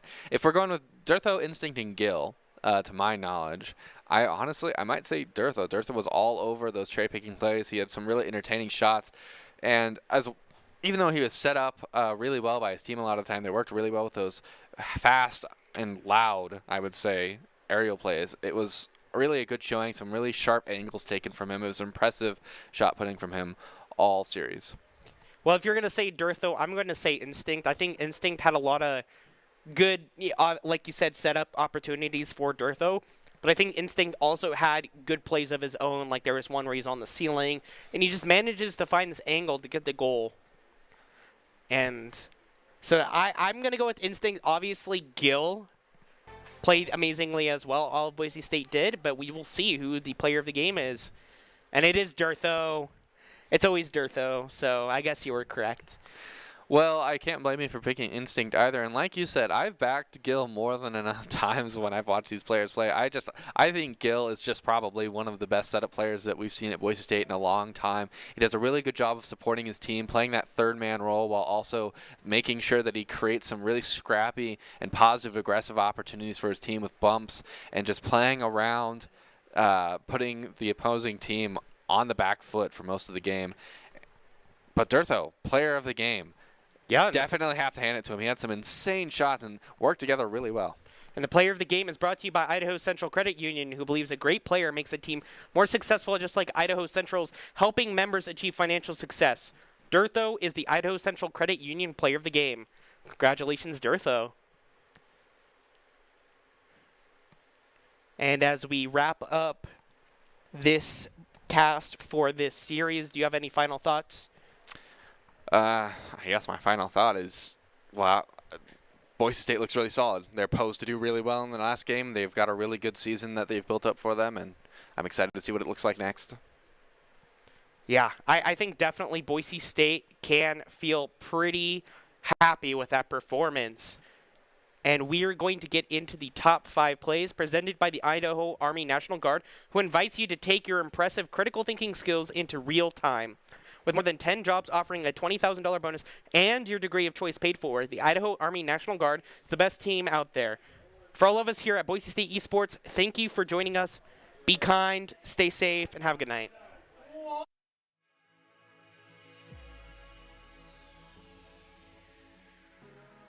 Boise State, but they're not able to do anything with it yet. Eastream pushes downfield and puts it in the corner. A response by Gil, maybe looking for the pass over to Durtho now, but cut off by Turks at the last moment.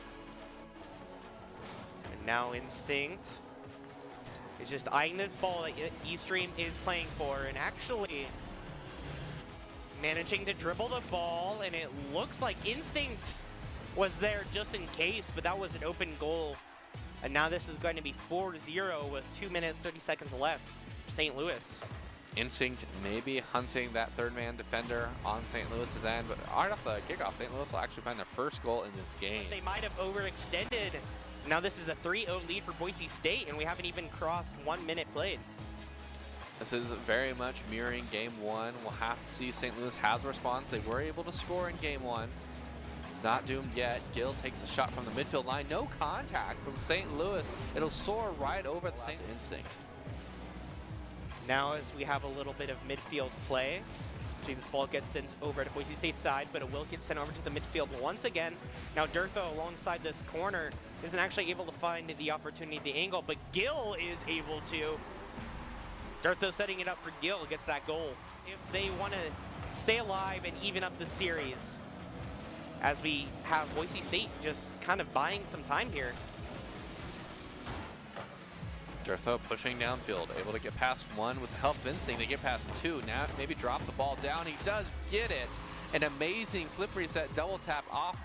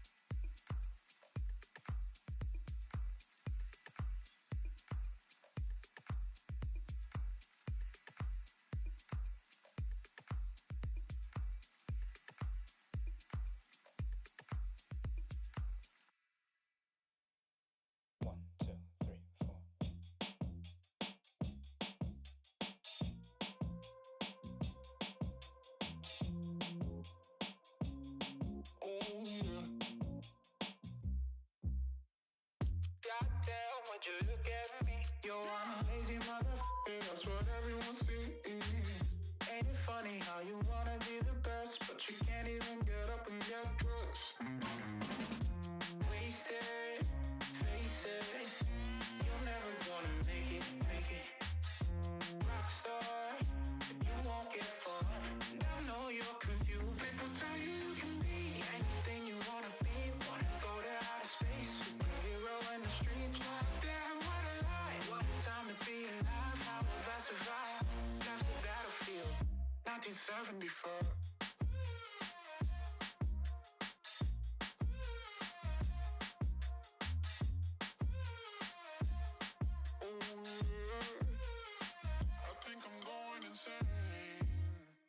I'm feeling crazy.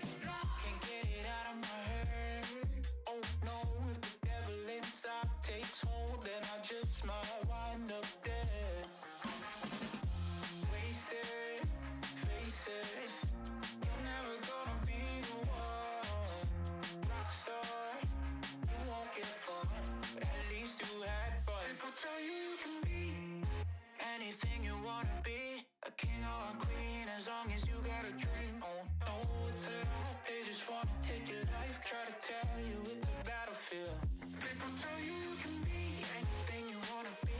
Wanna go to outer space, superhero in the streets. Damn, what a lie. What a time to be alive. How have I survived? Left the battlefield, 1974.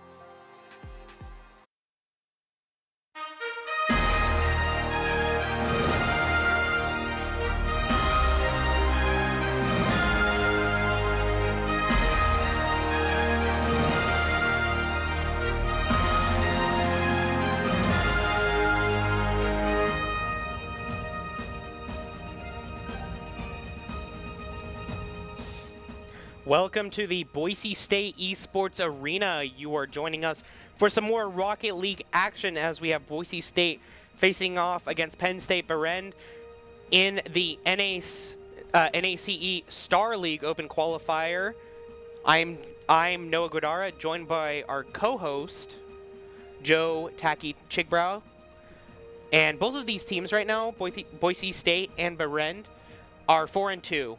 And only the top half goes into the playoffs.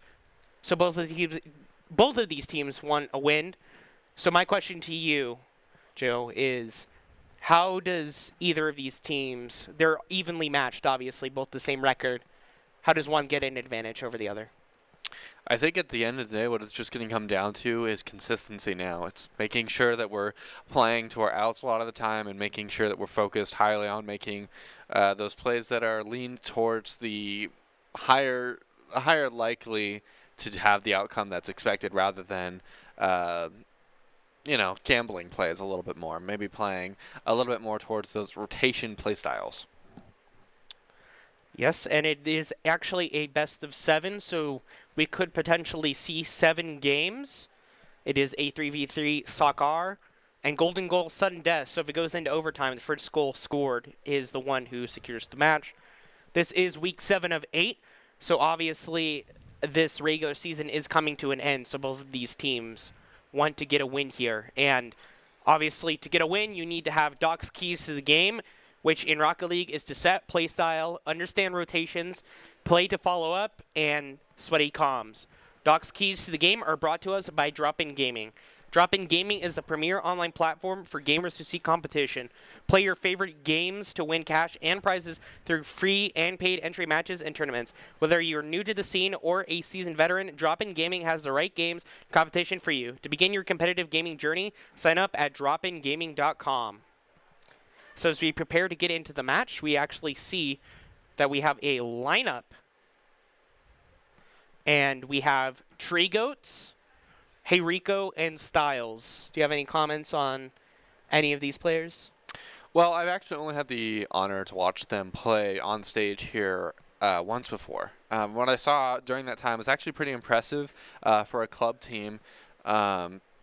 Not associated necessarily with our varsity roster. It was pretty impressive to see the talent that is at Boise State University, so I'm excited to see how they respond to another team that's basically right on top of their own level.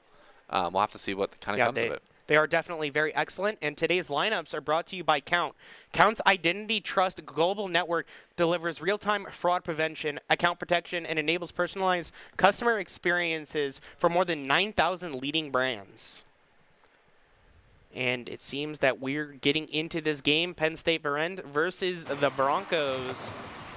And it looks like that first hit will be going over towards Boise State's goal.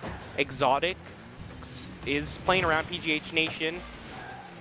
This is kind of just a little bit of stalemate right now in the early game. Styles trying to play round 1. Gets kind of beaten by Exotics. They'll push out to the midfield line. Hey Rico barely beaten at the last moment, not making contact. PGH Nation getting the read off the wall, finding the first goal for Penn State here against Boise State University. Definitely a good start, and actually looks like that was the second goal, excuse me. So with about a minute played, Boise State is already 2 goals down, 3 goals down. Penn State Behrend is finding their momentum into this match. Now Boise State needs to start getting some goals. Definitely not out of the woods yet. Exotics leading the charge against Boise State University. A response from Hey Rico, spiking it into the air. Styles follow up, hits it downfield. PGH Nation in the way, a block. Ends up not going any direction they could do anything with. Styles has to play it into the corner, beaten by Yoinker, who's now playing it past 2. And now Boise State, again, just on the defense of PGH Nation. Looks for a goal, but Hey Rico is there to counter it, knocks it away. This goes over to Penn State Behrend's side. Now Styles is making the opportunity try to happen. It will not happen, though. This ball gets sent over to Boise State's goal once again. Treecoats is there, but Yoinker is lurking, looking for the play.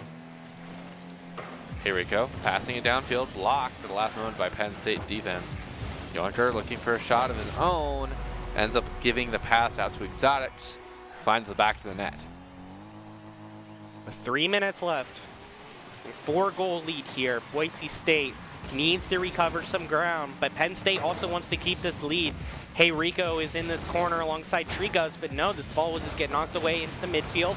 PGH Nation and Styles will get demoed, so it is a 1-for-1. However, Hey Rico is not able to find contact, and now Penn State Behrend is lurking, trying to find another goal here. And Exotics, actually the ball will not get knocked into the goal quite yet. It will just get knocked up into the air. Styles sends it away straight into PGH Nation, but now this is Penn State Behrend's ball.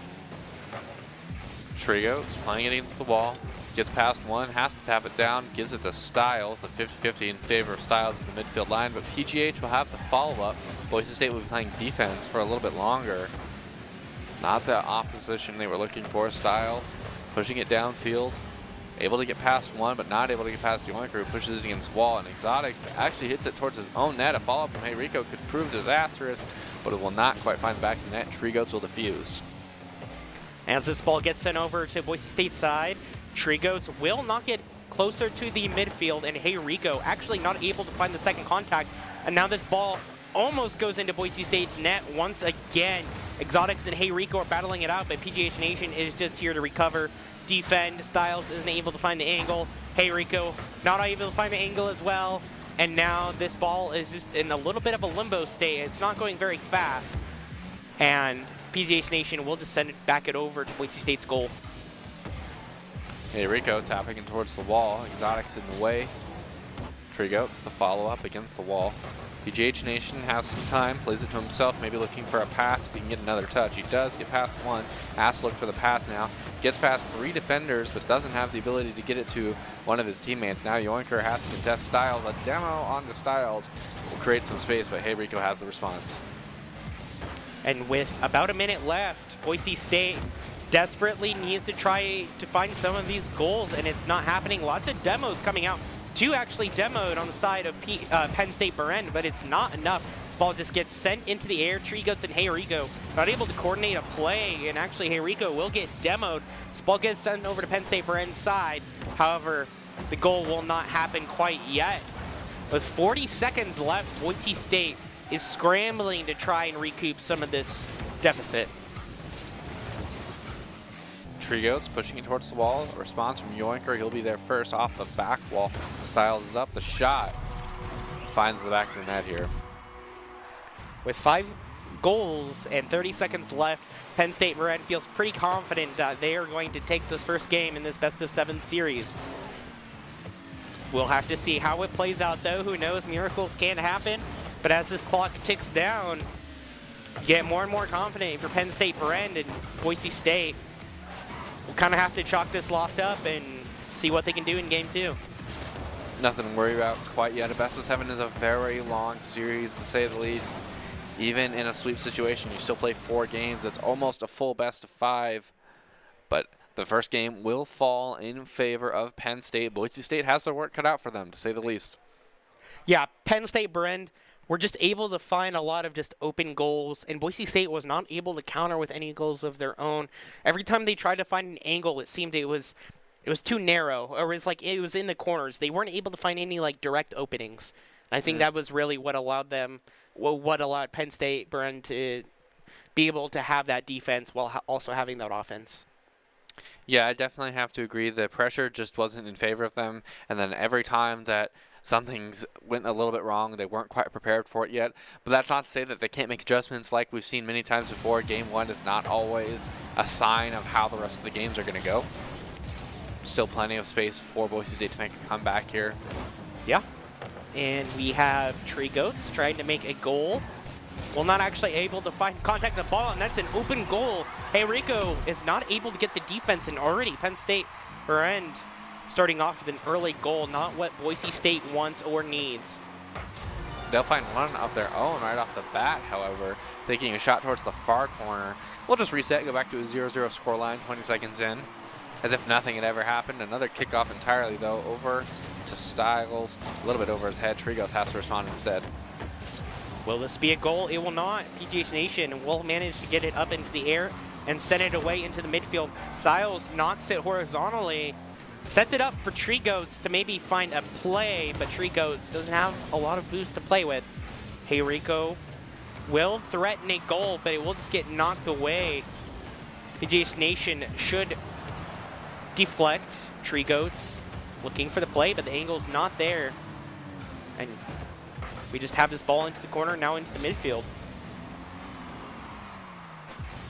Tap downfield. Tree Goats has the response, has a little bit of time, doesn't make contact, leaves it for Styles, rolls it downfield. PGA Nation push downfield instead, take the shot, blocked by Rico. It'll push against the wall a little longer, stall some time. Tree Goats takes the shot from the long field end, and Exotics has to make the save. Exotics playing this ball up into the air, now down on the ground. Yoinker not able to find contact. PGH Nation just kind of dribbling this one along the side. And maybe this will be a goal. Hey Rico actually manages to find the angle, beautifully done. And Boise State with the goal lead with 3 minutes and 30 seconds left. Plenty of time for either team. Definitely a flip from what we saw in the first game, however. Boise State able to actually mount some goals to their name and holding a pretty strong defensive line by contrast. Ball rolls up the wall here. Tree Goats is the one tasked with the pass, but he's not able to get it. A clear from Exotics. Be into the corner. Rico trying to outplay at least one. Does get the one out, but does not get any further. Exotics with the clear out towards the net.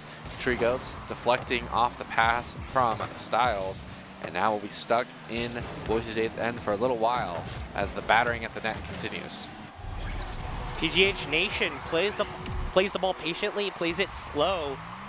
And there was an over-fourth defense by Boise State. Allows Penn State Behrend to even up this score line with 3 minutes. Bounce off the wall. Pass from Boise State to the midline. Tree Goats up. Doesn't quite make contact. Goes to the fake. Exotics and Yoinker going for that play. PGH Nation with the clear downfield. Now Styles trying to get the clear out, but is not able to finish it off. Maybe with the follow-up, Yoinker will beat him at the midfield line. And we're playing more Boise State defense for a little longer. Styles just playing defense a little bit. Tree Goats not able to find contact. Styles is there to knock this back into the midfield, maybe set it up a play. And Hey Rico actually knocks this away from PGH Nation. Now this ball is on the other side of the midfield. Styles is in this corner, should be able to knock this towards Penn State Behrend's side. However, there is no goal to be made quite yet. Actually, Styles will get the demo, and somehow that ball goes into the goal. So now Boise State is up 1 goal, 2 minutes left. Hey Rico getting first possession, lost the Yoinker. Clear out from Boise State defense. Rico will get the next tap, pushing it out mid. Exotics just has to put it against the ceiling. No response from Boise State yet. Styles will push downfield. Only has one in the way. Yoinker will push it downfield. Now playing it into the Boise State end. They have to find a way out of this predicament that they've created. Styles does win the 50-50 out. It'll pass over to Hey Rico, tap it down towards the net. It's a little too high, and PGH Nation gets the clear into the corner. Styles watches this ball get sent over to the other side, but Hey Rico is there to pick it up just in case. PGH Nation will send this ball flying, but Tree Goats or Styles should be able to make the defense. Not quite the prettiest defense there, but it does happen. Exotics tries to make the goal, and that actually, the angles are just not there, and the defense is also there for Boise State. This ball gets sent up into the air. Exotics is looking to make the play happen. It goes off the crossbar. It's not able to be made. And Yoinker is eyeing this ball up, so is PGH Nation, but Hey Rico sends it across as Yoinker gets demoed. This ball is over to Penn State Behrend's side, and now with less than a minute left, Penn State Behrend needs to make this goal desperately, and Boise State actually makes it a 2-goal game. They have their security goal now with less than a minute left on the clock. They have to be feeling pretty confident. Complete flip from what we saw last game now. Boise State running the offensive end. Tree Goats not quite able to find the back of the net off the play there. Boise State putting the pass mid again. Tree Goats can turn around to get the tap. Leaves it out. Hey Rico goes for the pass out mid. Can't get it. Tree Goats collects the ball instead. Plays it from the corner. Has to get past one. He does get past one. It rolls in front of the net, but Exotics will clear it at the last moment. With 20 seconds left, Penn State Behrend desperately needs to make a goal if they want to stay alive in this second game, in this best of 7. Yoinker is playing around, just playing a little bit of opportunistic there alongside Exotics. This is an open goal, but the angle is not there. And Styles Tree Goats actually make the defense, and that is game 2, going towards Boise State, evening up the series 1-1. Yeah, it's a tight series to say the least. Like I said before, the game 1 is not really always true of what's going to happen for the rest of the series. It can be, but in this scenario, Boise State and Penn State are probably going to battle the series out. We could even see this series go all the way to that 7th game. But I'm curious, what do you think changed for Boise State in that 2nd game? I think Boise State kind of took bearings of kind of how Penn State Behrend was playing, sort of noticing their play styles and being able to adapt to that better. Obviously, that first game was not the best performance for the Boise State team, and they brought it back. They didn't give up as many goals, and they actually managed to make some nice plays of their own. Yeah, I definitely have to agree there. And despite what our overlay might say, we're actually playing NACE Star League right now.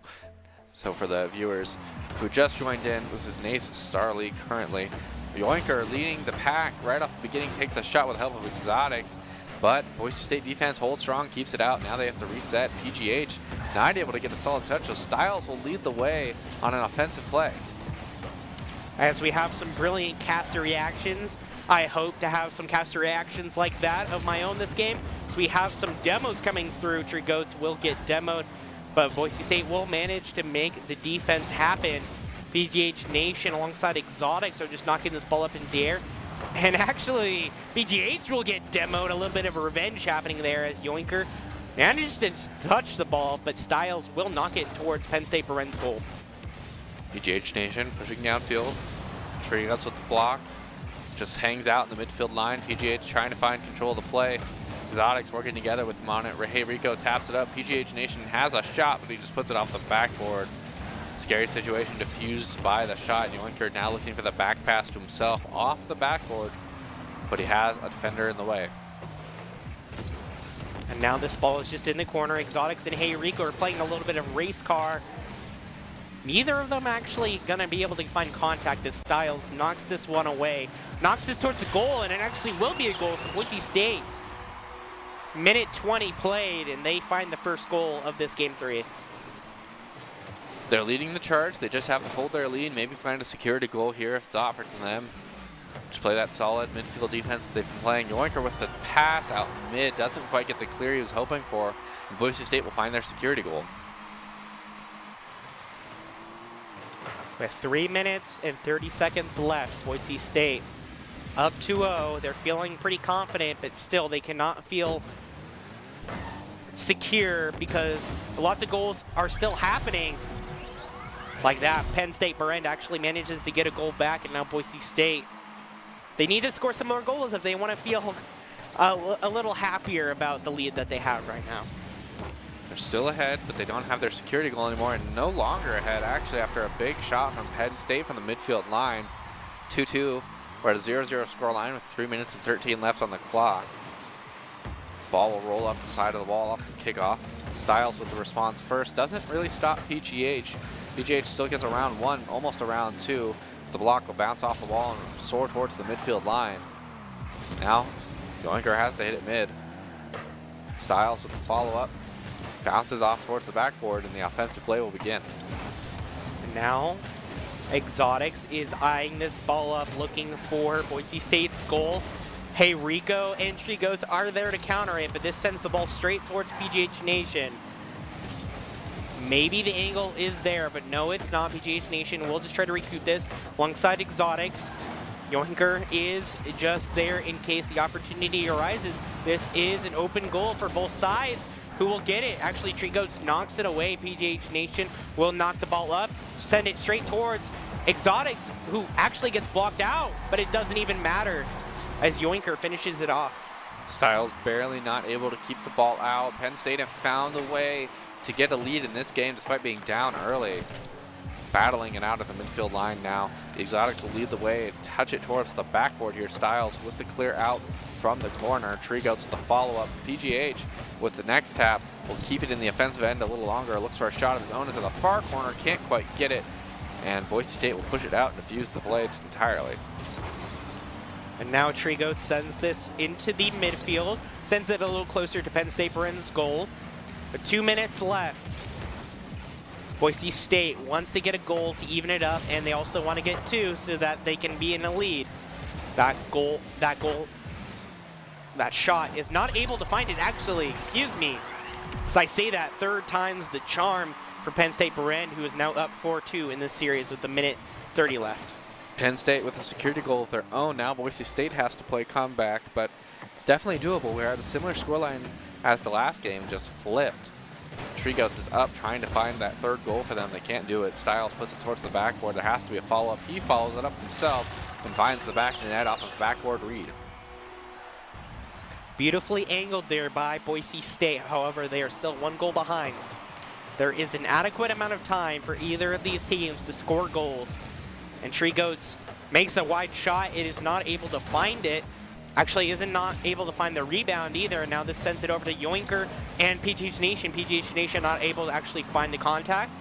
Now Yoinker is playing on the other side. Hey Rico is just lurking, but Yoinker has an open goal due to that demo. A demo on Treegoats will create all the opportunity they need. Now they have a security goal with less than a minute left on the clock. Boise State has to feel the time winding down for them. We're in an 8-goal game.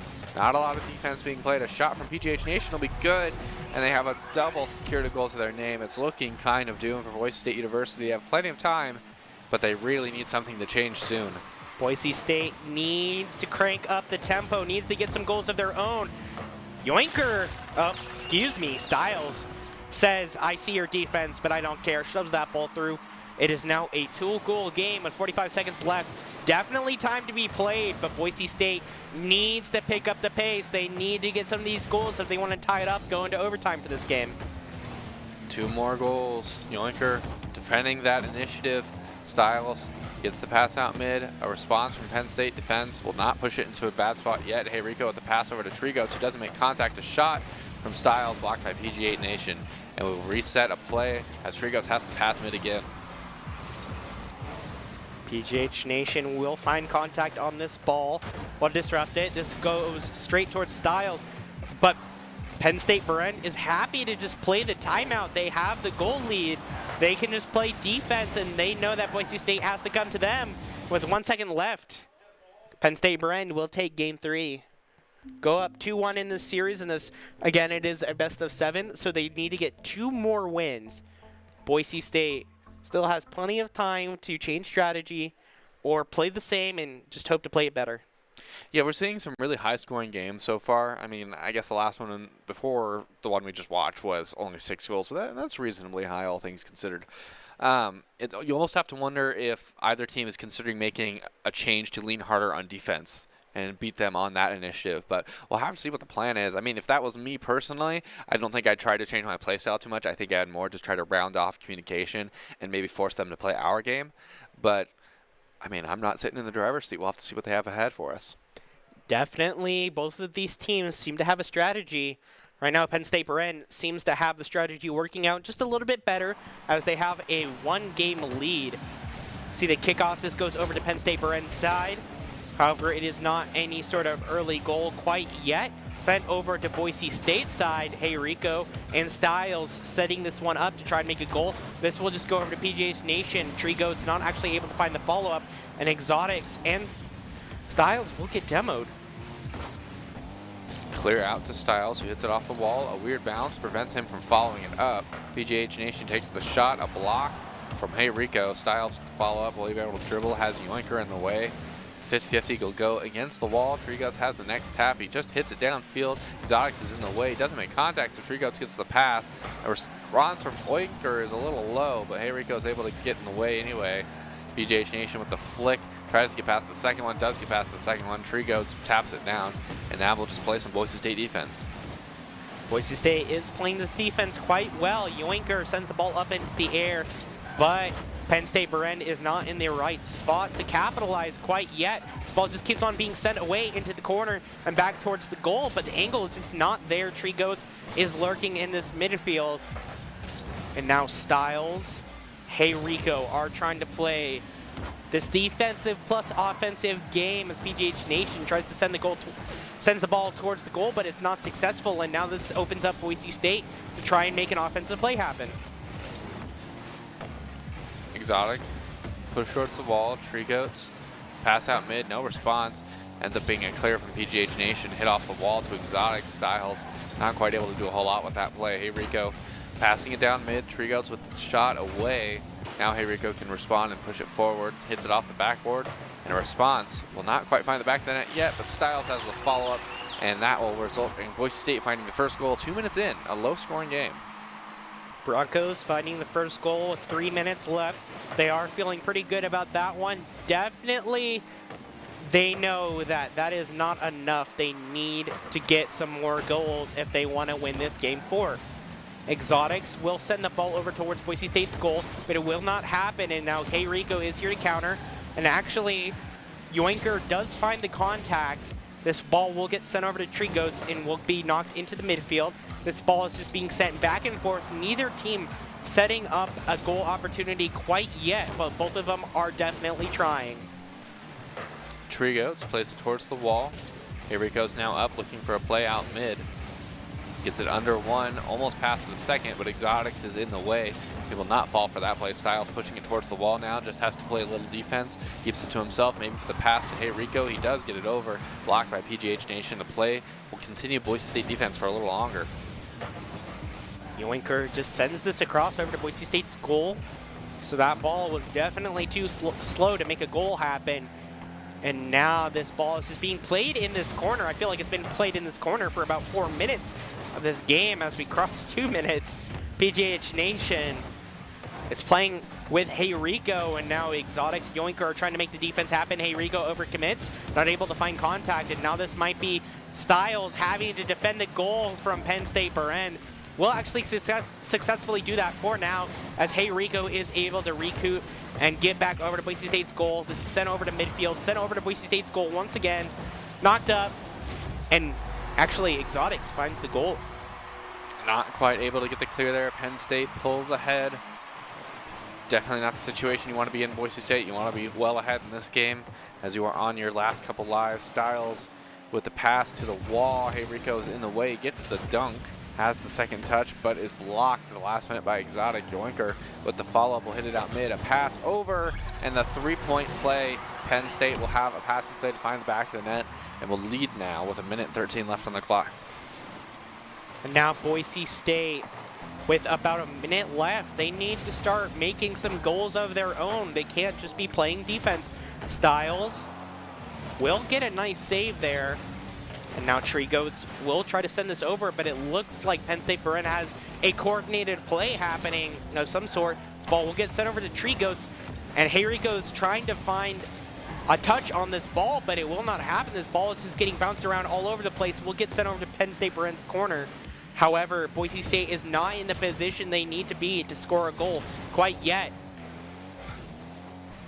Hey Rico on the wall. The bump spills out mid. Oh, no response from Boise State defense. This could be an opportunity. Blocked the last minute. Styles has to get the clear. Clears it out to Hey Rico with the response, but Yoinker will actually win out the 50-50.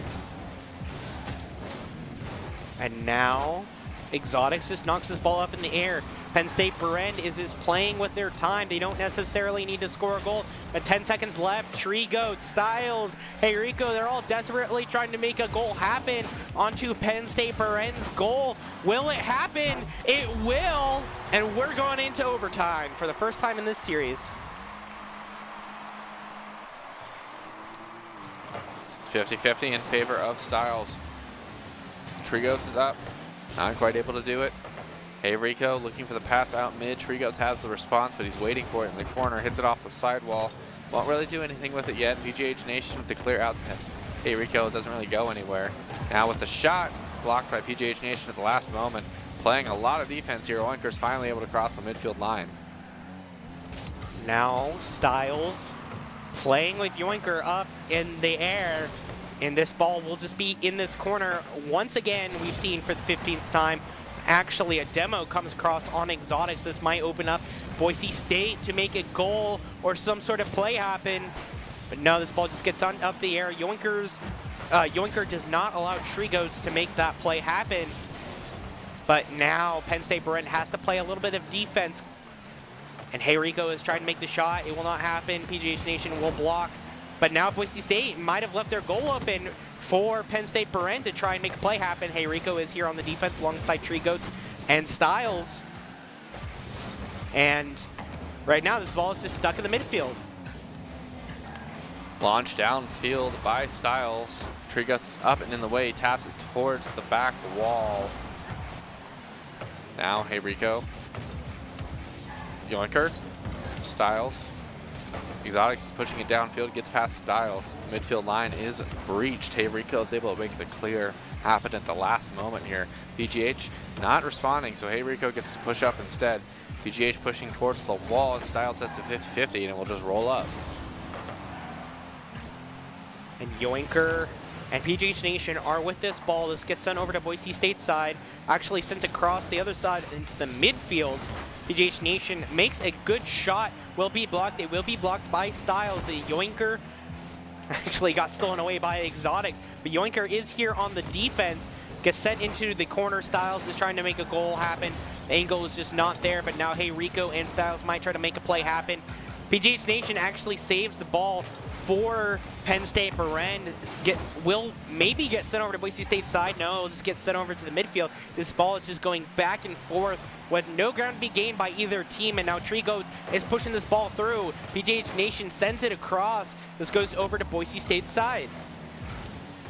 Push off the wall. Styles passed over to the Tree Goats, playing it off the wall as well.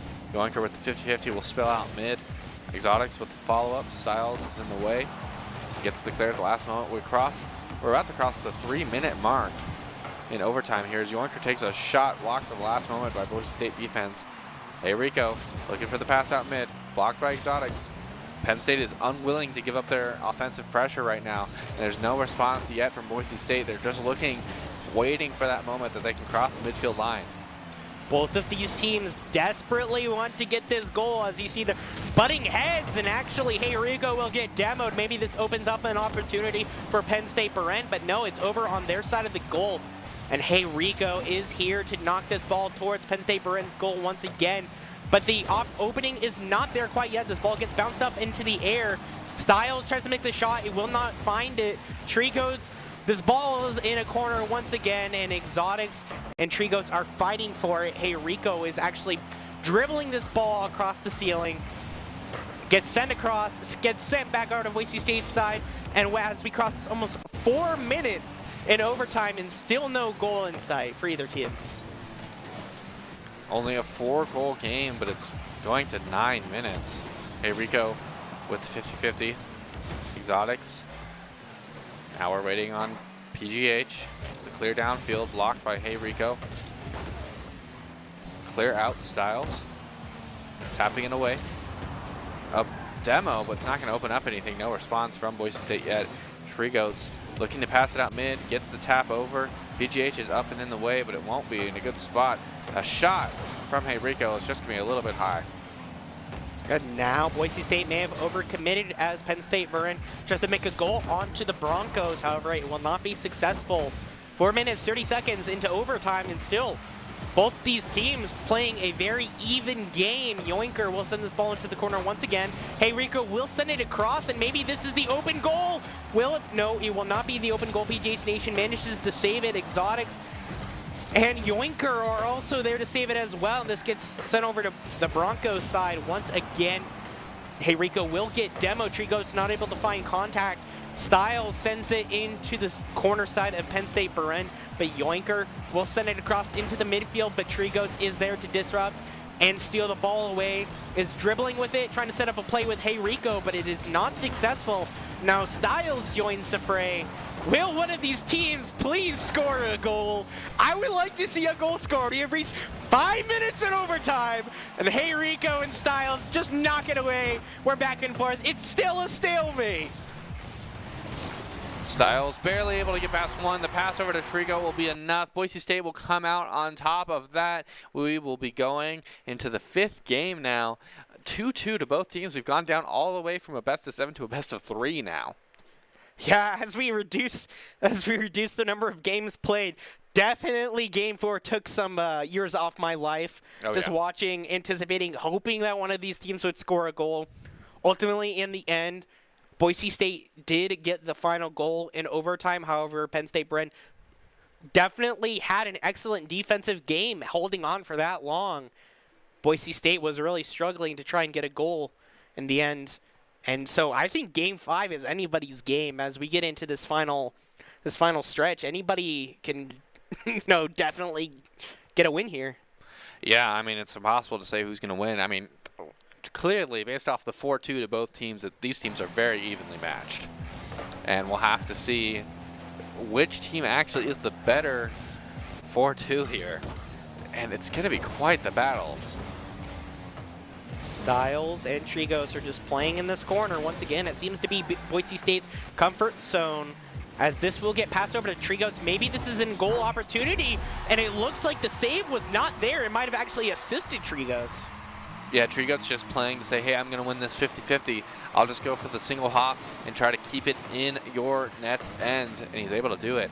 PGH Nation trying to find a way around Styles. Can't do it. The pass out mid will be good for Hey Rico, who taps it out mid too, but Yoinker's there first. Trigos with the 50-50. It'll bounce up to Styles, and Styles will lead the way downfield.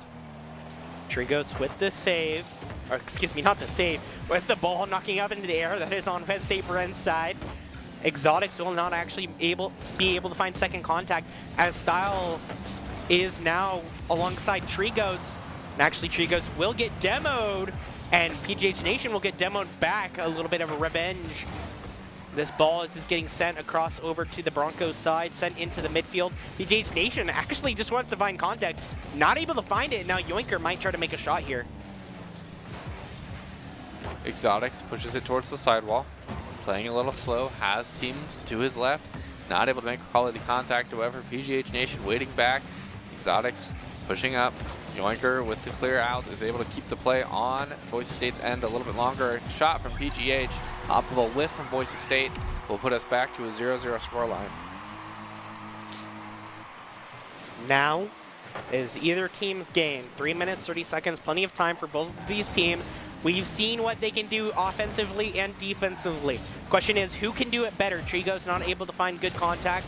This ball goes into the corner. Hey Rico actually will send it across to the other corner of Penn State Behrend's side.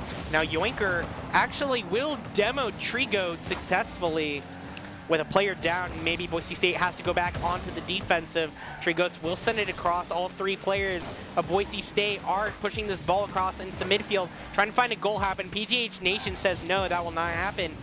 Yoinker trying to find contact, will clash heads with Trigos, and now this ball actually will get sent over to Exotic, and kind of a reset we have happening over here. Pass over by Hey Rico. Exotics with the response off the wall. Trigos gets the 50-50, but loses his life over it. Styles pushing downfield, is able to get past one, not able to get past Exotics. Now Trigos has to respond. Pushing it into the far corner. Styles has an opportunity here. Can't really get past anyone else, however, and Hey Rico plays it downfield. Has one guy to get past, can't get the flick, so Exotics play it towards the wall. As this ball is just kind of slowly traversing through the air, both of these teams are eyeing up any opportunities. However, this looks like it will just be a midfield stalemate. Gets sent over to the other side. Trigos uses the boost to accomplish the contact. Yoinker will just knock this ball up into the air. It's just going very slow. This will be a dribble. Actually dodges out a Boise State attacker. And now Exotics will be contesting this in the corner as well, as Styles and Trigos are looking for the play. It will not happen. This will be a reset. Styles is up. Feints out of the way, leaves it for Hey Rico, who gets the clear downfield. Exotic leaves it for Oinker, who is also up for the ball. Trigos plays it towards the sidewall, trying to pass to a teammate. Can't really get it there. To the 50-50 from Penn State will spill out mid. A last-ditch effort clear from Boise State will save them. Minute winding down on the clock. 1-1 scoreline. Still anybody's game 5. And this is the kind of series that you want to watch, where you see both of these teams are evenly matched. They both desperately want to score goals. They want to play the best they can. And both of these teams are achieving what we sought to see in this game.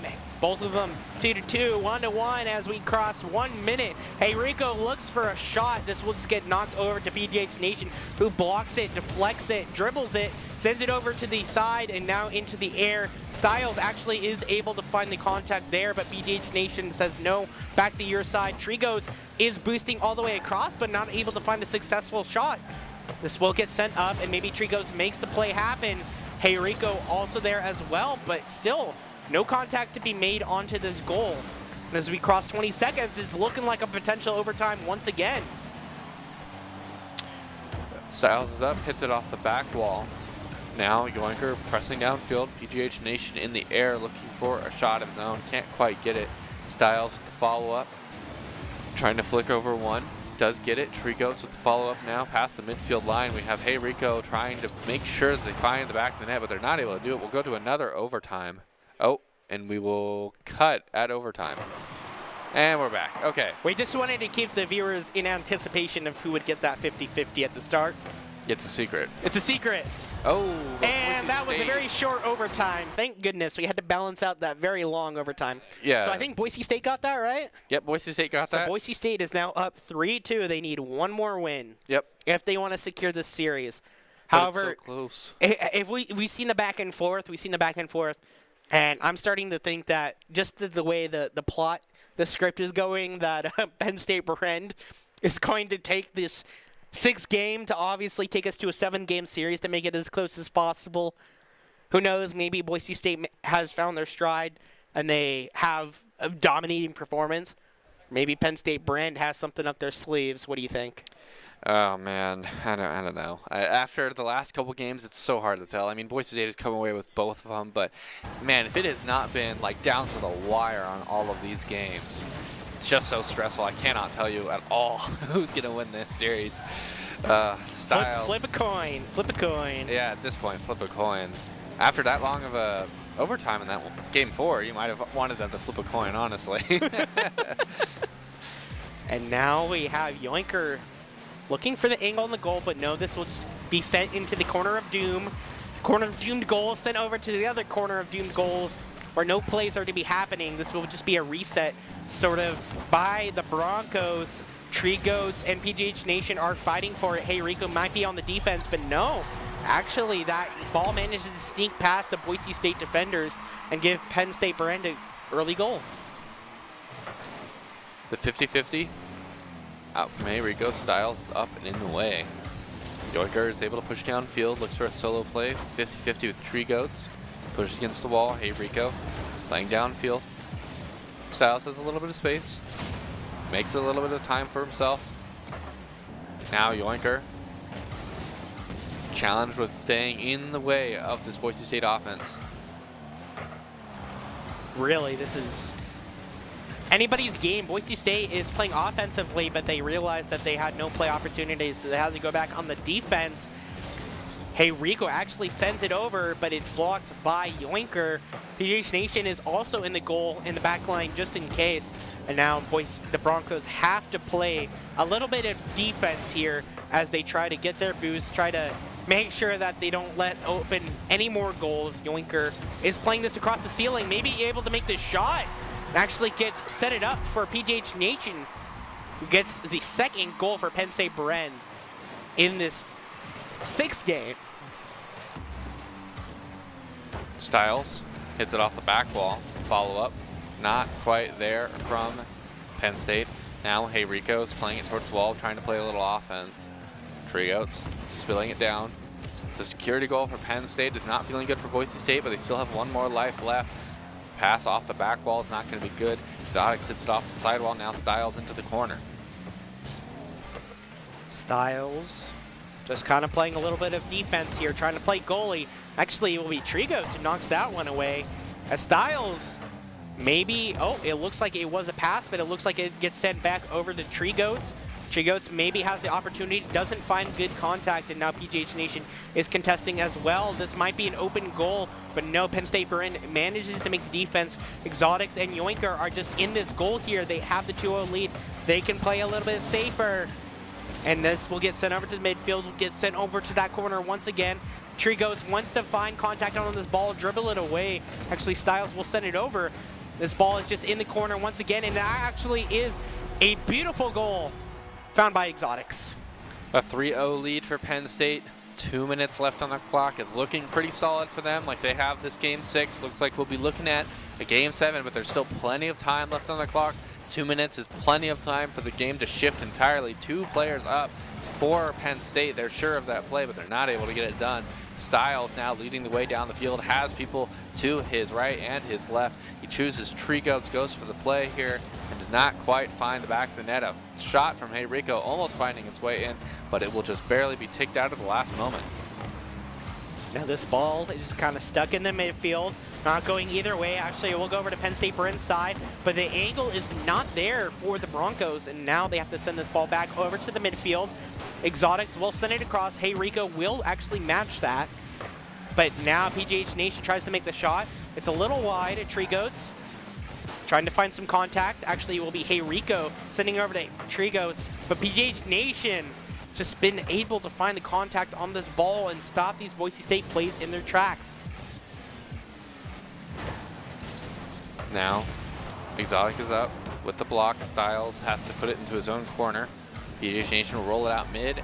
And now Yoinker will find the 4th goal to Penn State's name in game 6. It looks kind of doomed for Boise State at this point.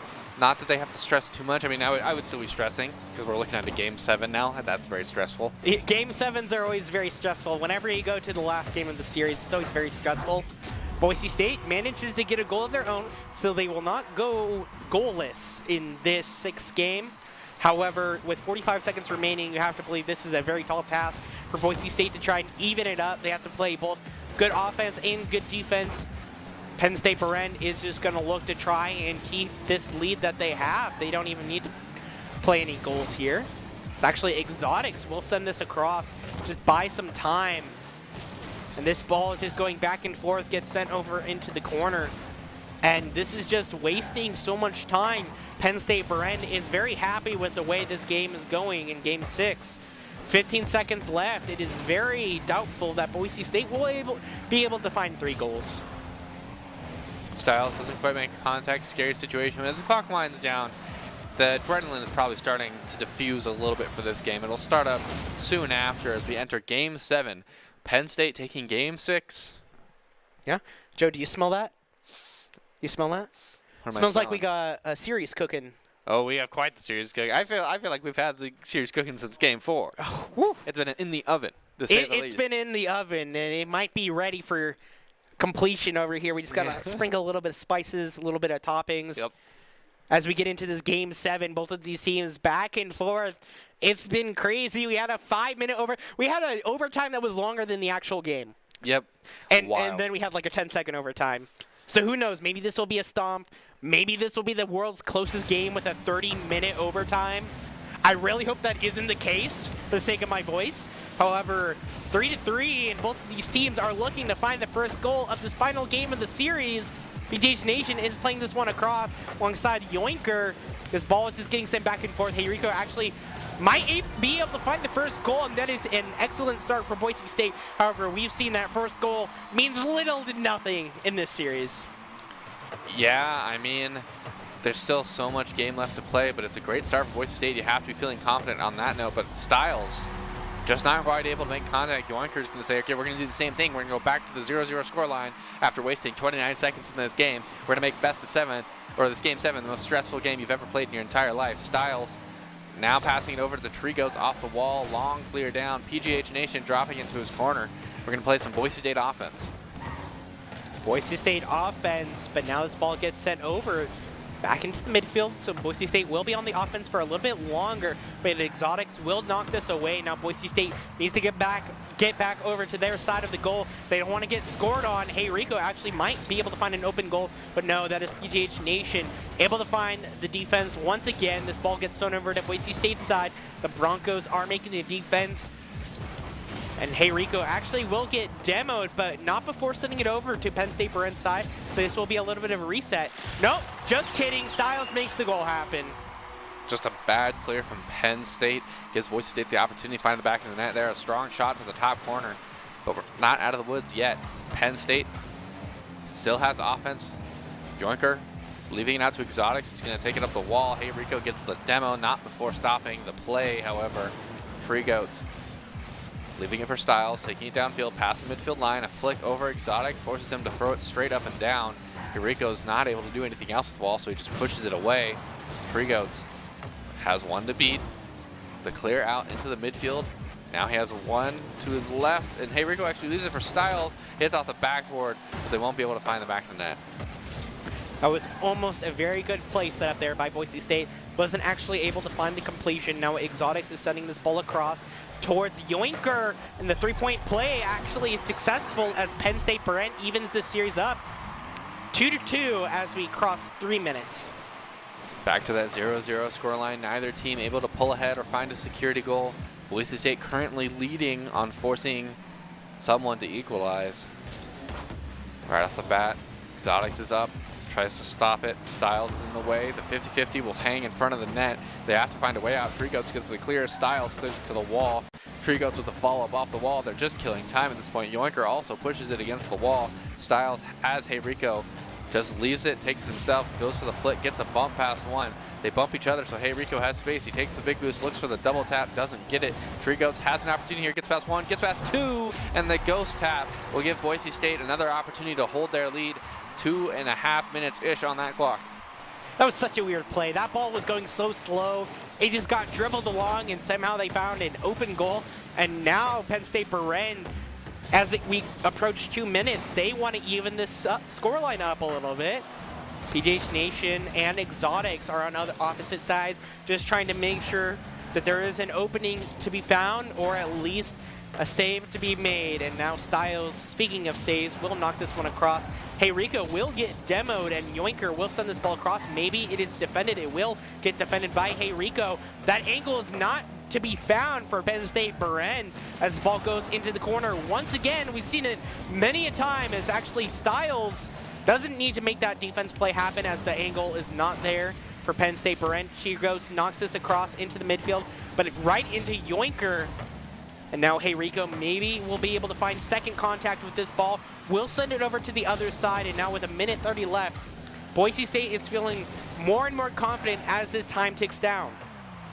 Yoinker with a tap down and clear out from Boise State will cross the midfield line. Exotics blocking at the last moment. Styles gets all the way across. The ball's rolling towards the net. Exotics doesn't make contact. The choke at the last moment. Boise State get their security goal with 1:15 left on the clock.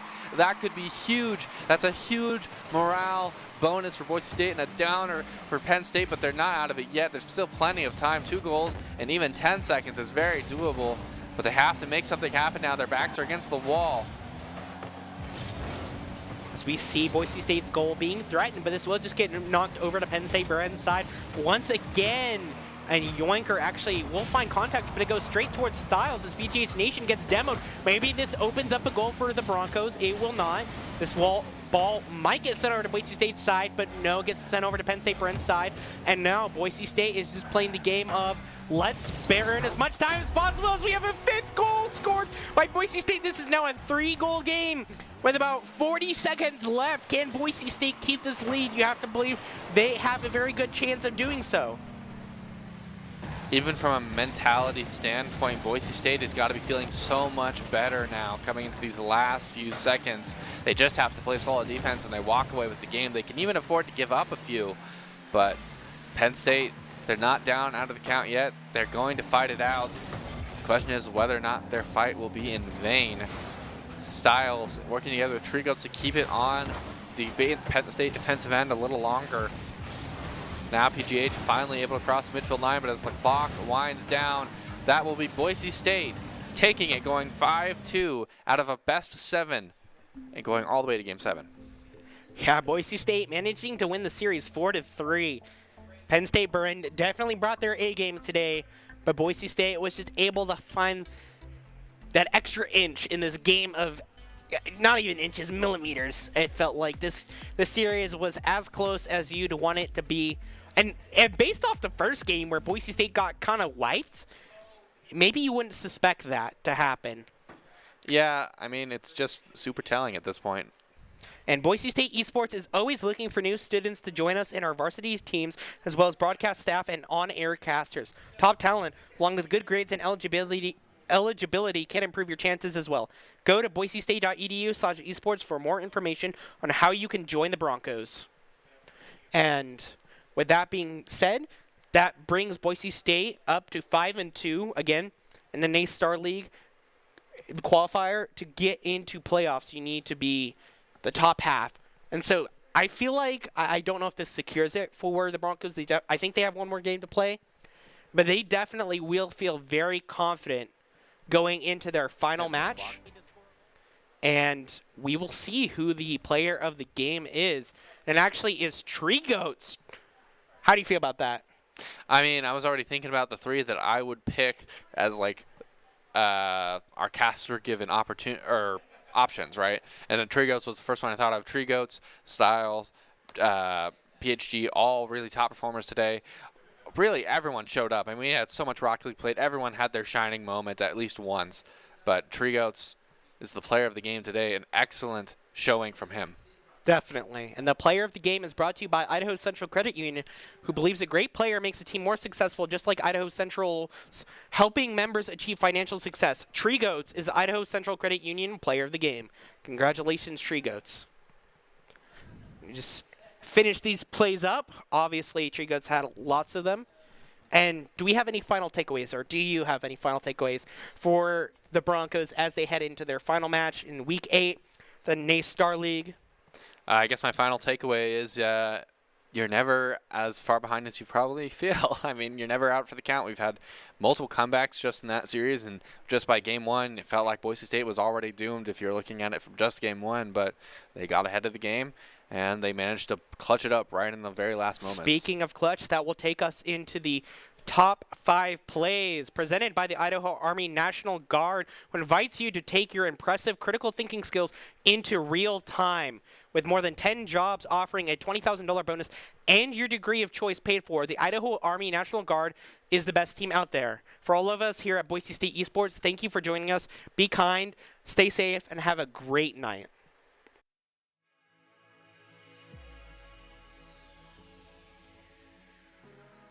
Styles and Tree Goats are just playing in this corner. Once again, it seems to be Boise State's comfort zone, as this will get passed over to Tree Goats. Maybe this is a goal opportunity, and it looks like the save was not there. It might have actually assisted Tree Goats.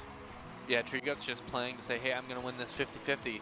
I'll just go for the single hop and try to keep it in. This is an open goal for both sides. Who will get it? Actually, Tree Goats knocks it away. PGH Nation will knock the ball up, send it straight towards Exotics, who actually gets blocked out, but it doesn't even matter as Yoinker finishes it off. Styles barely not able to keep the ball out. Penn State have found a way to get a lead with that play. Hey Rico passing it down mid. Tree Goats with the shot away. Now Hey Rico can respond and push it forward. Hits it off the backboard. And a response will not quite find the back of the net yet, but Styles has the follow-up, and that will result in Boise State finding the first goal 2 minutes in. A low-scoring game. Broncos finding the first goal with 3 minutes out, as Hey Rico is able to recoup and get back over to Boise State's goal. This is sent over to midfield, sent over to Boise State's goal once again. Knocked up, and actually Exotics finds the goal. Not quite able to get the clear there. Penn State pulls ahead. Definitely not the situation you want to be in Boise State. You want to be well ahead. Score a goal, but 10 seconds left. Tree Goats, Styles, Hey Rico, they're all desperately trying to make a goal happen onto Penn State Behrend's goal. Will it happen? It will, and we're going into overtime for the first time in this series. 50-50.